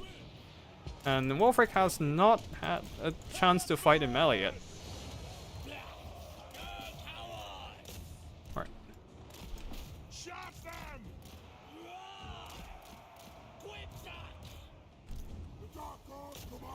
Alright, these guys need to pull back. Run over this side and maybe get another boat.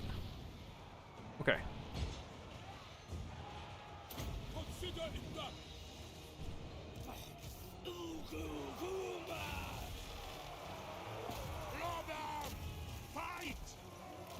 And this guy also just burning everything down. I don't care anymore. And I need to shoot the death gods. Oh god, please don't. Okay. That's a lot of halberds and are killing my familiars, which is not great. So we'll just rotate over. Over it, go over that way, and ow, ow, ow, ow, ow. That's a lot of hurt. Okay, fine.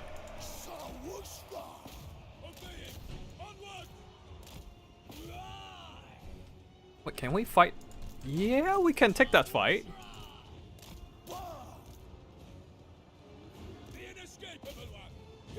And everyone just turn on the attack stats.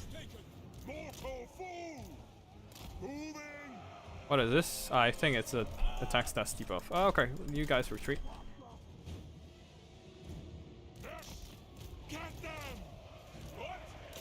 Alright, Wolfric, you can go and fight this fleet captain. For me, same goes for you guys. And yeah. Let the rest of those units crumble. These are what? Yeah, fuck off the damn counteracts the. Alright, cool. Wolfric, I need you to kill this lady here.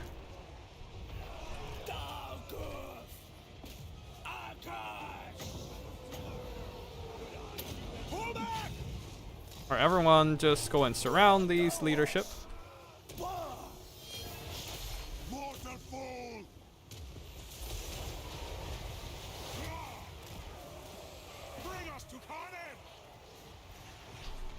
Fog of the Dam is hurting quite a bit though. The leadership debuff is brutal.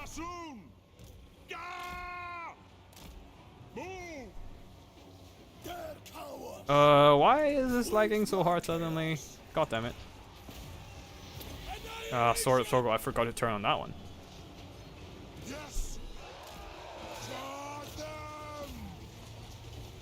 Alright, yeah, that's a big hit on Aranessa. Good stuff. The Marauders will have to stay there for a bit. Can they hold on long enough? Nope, they can't. Alright, these guys keep kiting away.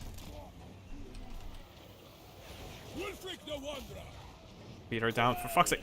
Alright, well, whatever.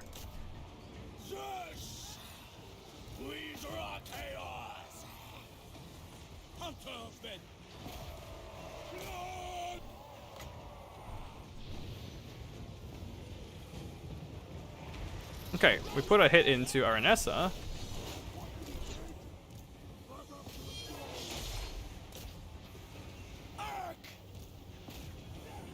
And Wolfric needs a boat right now.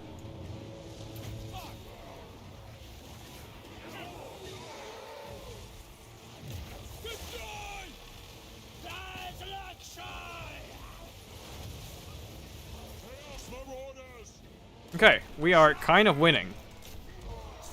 Alright, just give me a second to finish this caster. Famir, keep the pressure onto Aranessa. You're faster than her, I think. 54 versus 44. Yep. We've got more speed. That's fine. The problem is, oh god, it's the Death Gods. Death Gods is a major issue that I don't really have a good solution to, other than Javi them to death. I have some troops around that are coming back, but I don't know if they can finish the Death Gods. They're too tough. Oh, you guys keep running. Wait, you guys are not chasing. Alrighty.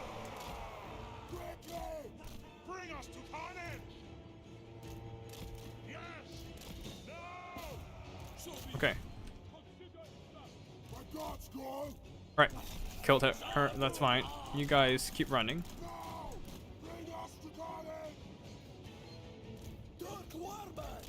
Go and fight that. I've got some javelins come back. Okay.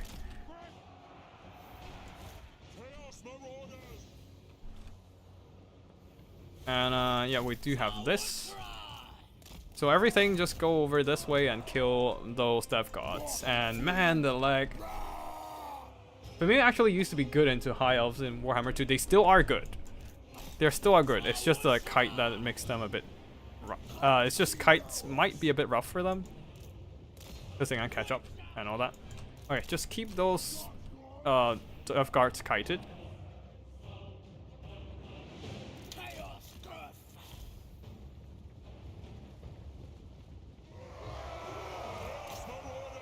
Alright, turn around and start shooting point blank. Alright, army losses and we're done. Ship battle, technically it's a battle of two naval factions, but no ship here.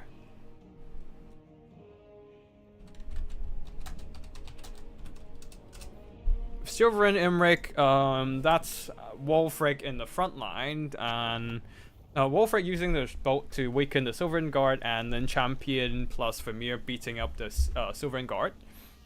Plus, there's the melee attack boost from Wolfric's Fight or Die, so that gives them an additional punch against the Silverin Guard, I would say. At the same time, you just got like Searing Doom and all that to weaken the Silverin Guard, so like I think there's still a good chance for Vermeer to fight against High Elves. I think. That's what I think anyways. I'm not necessarily... You know what? Phoenix King, do you want to fight me right now?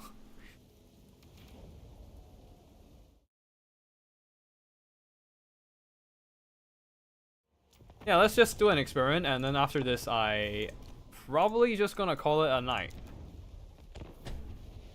It has been a good stream so far, but I still have work tomorrow and I do need to sleep, make sure I have enough sleep. Oh, okay.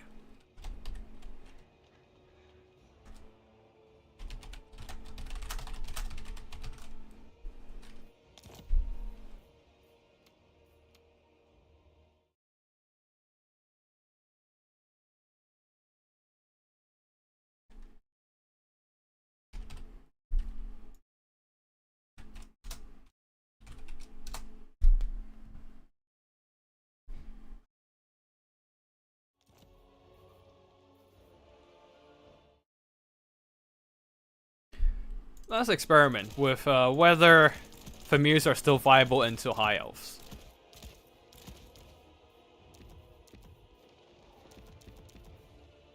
Under of Champions, I've got everything. Yep. Metal, Ring Doom, Plague of Rust. I'll see if I need Final Transmutation or not. And then 3 of these guys, 2 Armored Skin Wolves, and I don't have much left, so I think what I did usually was this. No. Wait, what did I do last time? Oh, did I just do? No.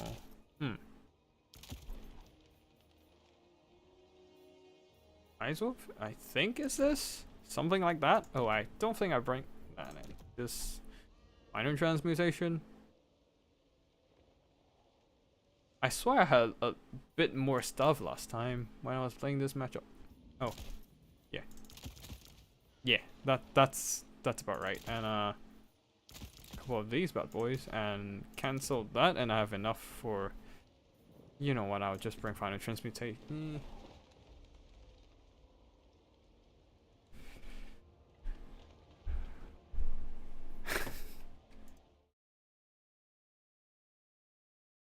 Oh, anyways, I think I brought something roughly like this. But I'm thinking whether it's better if I just bring a couple of throwing axes instead. Yeah, it's probably better to just bring throwing axes.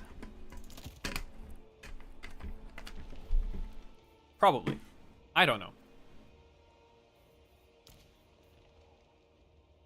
There's also a good chance that the Shaman Sorcerer is gonna get sniped, but wait, hold on. Why don't I just do this? Yeah, done.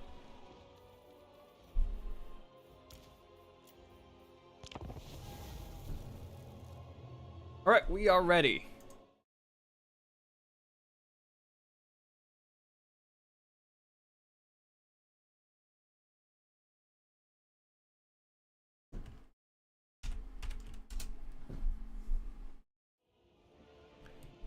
So Phoenix King will have to just waiting for Phoenix King now for his High Elf build.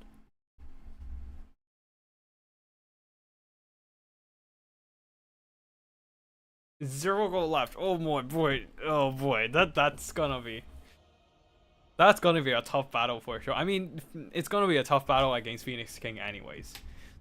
As his name suggested, he has High Elf main, and it's pretty good. And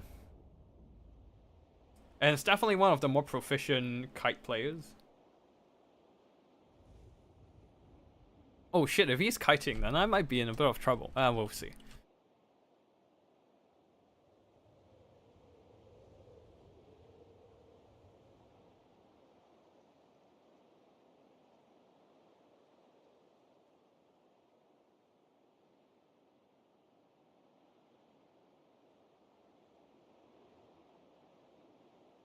We wait.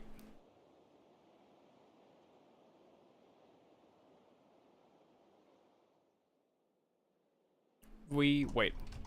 Alright. I can hear the music, so yeah.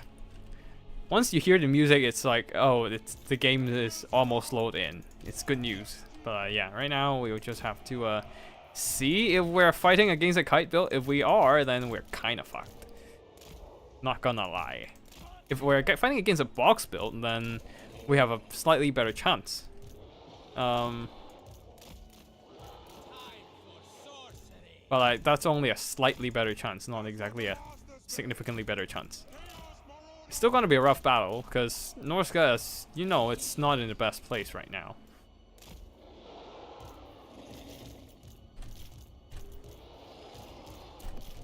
And also, because of my ship micro, I can't actually kite that well, so I have to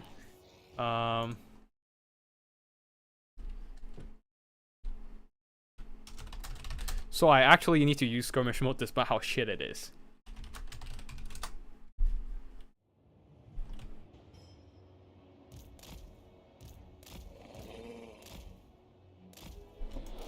But yeah, just getting some throwing access in case I need to like fight heavy cavalry and just kite them out and whatnot. But we shall see if that actually works.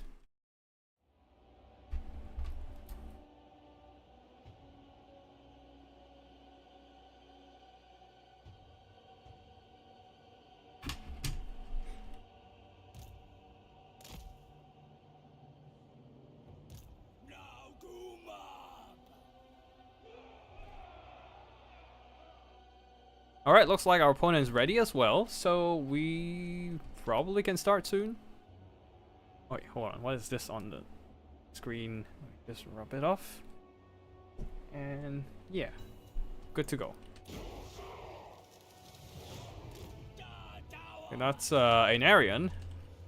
Not the actual Anarian, but Phoenix King did rename the Prince Anarian, and I picked it up. I picked up on that one. But yeah, let's go. Archers with light armor should be fine. Wolfric the Wanderer. For the Chaos Gods. Maneuver. I'll be there. The gods demanded. Get them! Bring us to carnage! Take it, Southerner! Galaxy! Quipsec! Quickly now! Faster!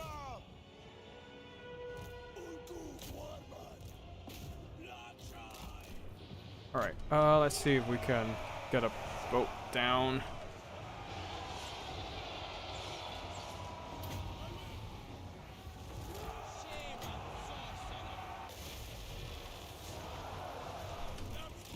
Alright, come over. Let's go. We got a pretty good boat, all in all, and let's just put another burst damage down, and yeah, let's just get our flanking units in the fray. Alright, we good. We good. We go.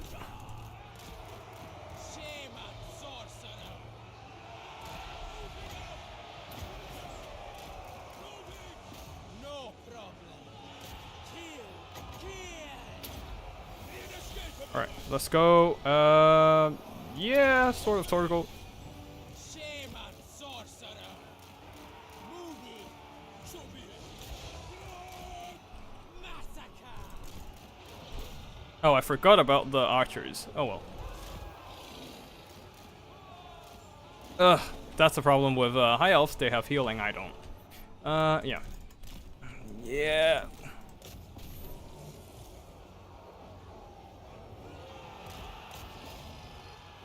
Yeah, the champions are holding just fine. Is the problem is I kind of fucked up with my skirmish cav.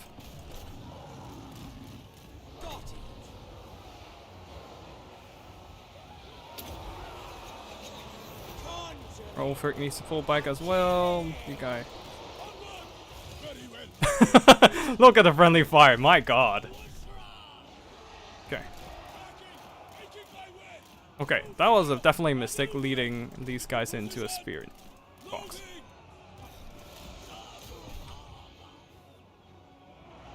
Ulfric, get out of there. Amuse, go ahead. Save your lord.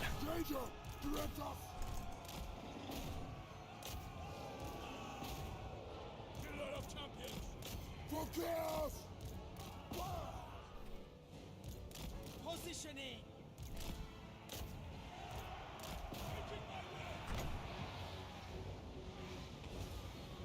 Consider it done. Chaos good.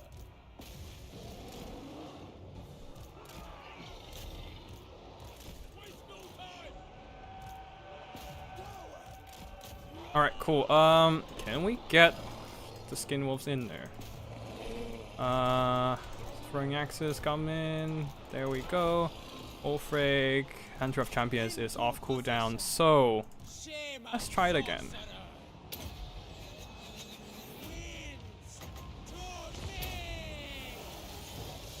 And oh fuck. Oh fuck. Oh fuck. Oh fuck. Oh fuck, everything's routing. Oh no, that was a bad idea. Ah man, I think we fucked it up. Yeah, Anarian is very strong. We botched the one chance to finish off the Friends, and yeah, that's kind of on us for that one.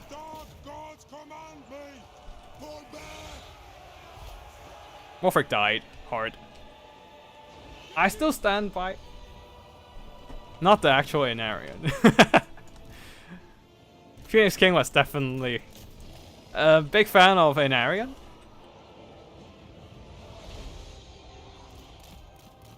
Yeah, we botched our one chance of tying down and finishing off the Prince, unfortunately.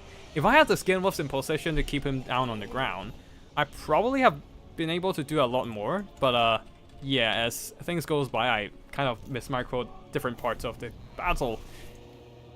Basically, conclusion is, get good. But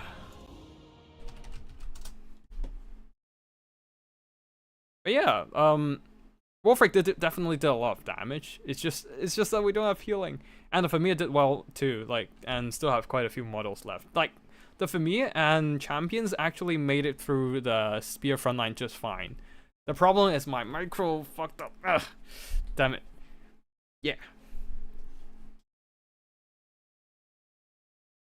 But yeah, for the rest of the army, this is an embarrassing mismicro of the of my Skin Wolves. It did a lot better than I would have expected first. The Familiar part and the Champions part are fine. The problem is my micro on the mobility and the champion and the characters. The Familiars are still good. It's just that I wasn't good enough to play them well. I still stand by my Familiar is a good unit argument. But yeah, Prince did a lot of damage. Straight up killed Wolfric. Yeah. Man, if I had supported Wolfric with Skin Wolves back there, ugh. Pain. But yeah, like as you see here, the spears just crumbled to the might of Familiar and Champions, plus a bunch of Searing Doom and the boat. But yeah, I believe that will be the conclusion of today's stream. I hope you all enjoyed the little bit of multiplayer action we had just now. The little bit of tournament, and for the later joiners, the quick battles and the casual matches against Human Boy and Phoenix King. That's it for tonight. Congratulations to Caradoc for winning the tournament. And yes, Vermeer is a good unit. And yeah, that's it. If you haven't subscribed to my channel, do subscribe. I do have a lot of battle replays and sometimes memes and some strategy guides for Total Warhammer. And I'm also helping out Human Boy to cast games from Warpstone Cup. So yeah, subscribe and check out my videos. Thank you for watching, and I will see you all in the next one. Tactical Lich signing out.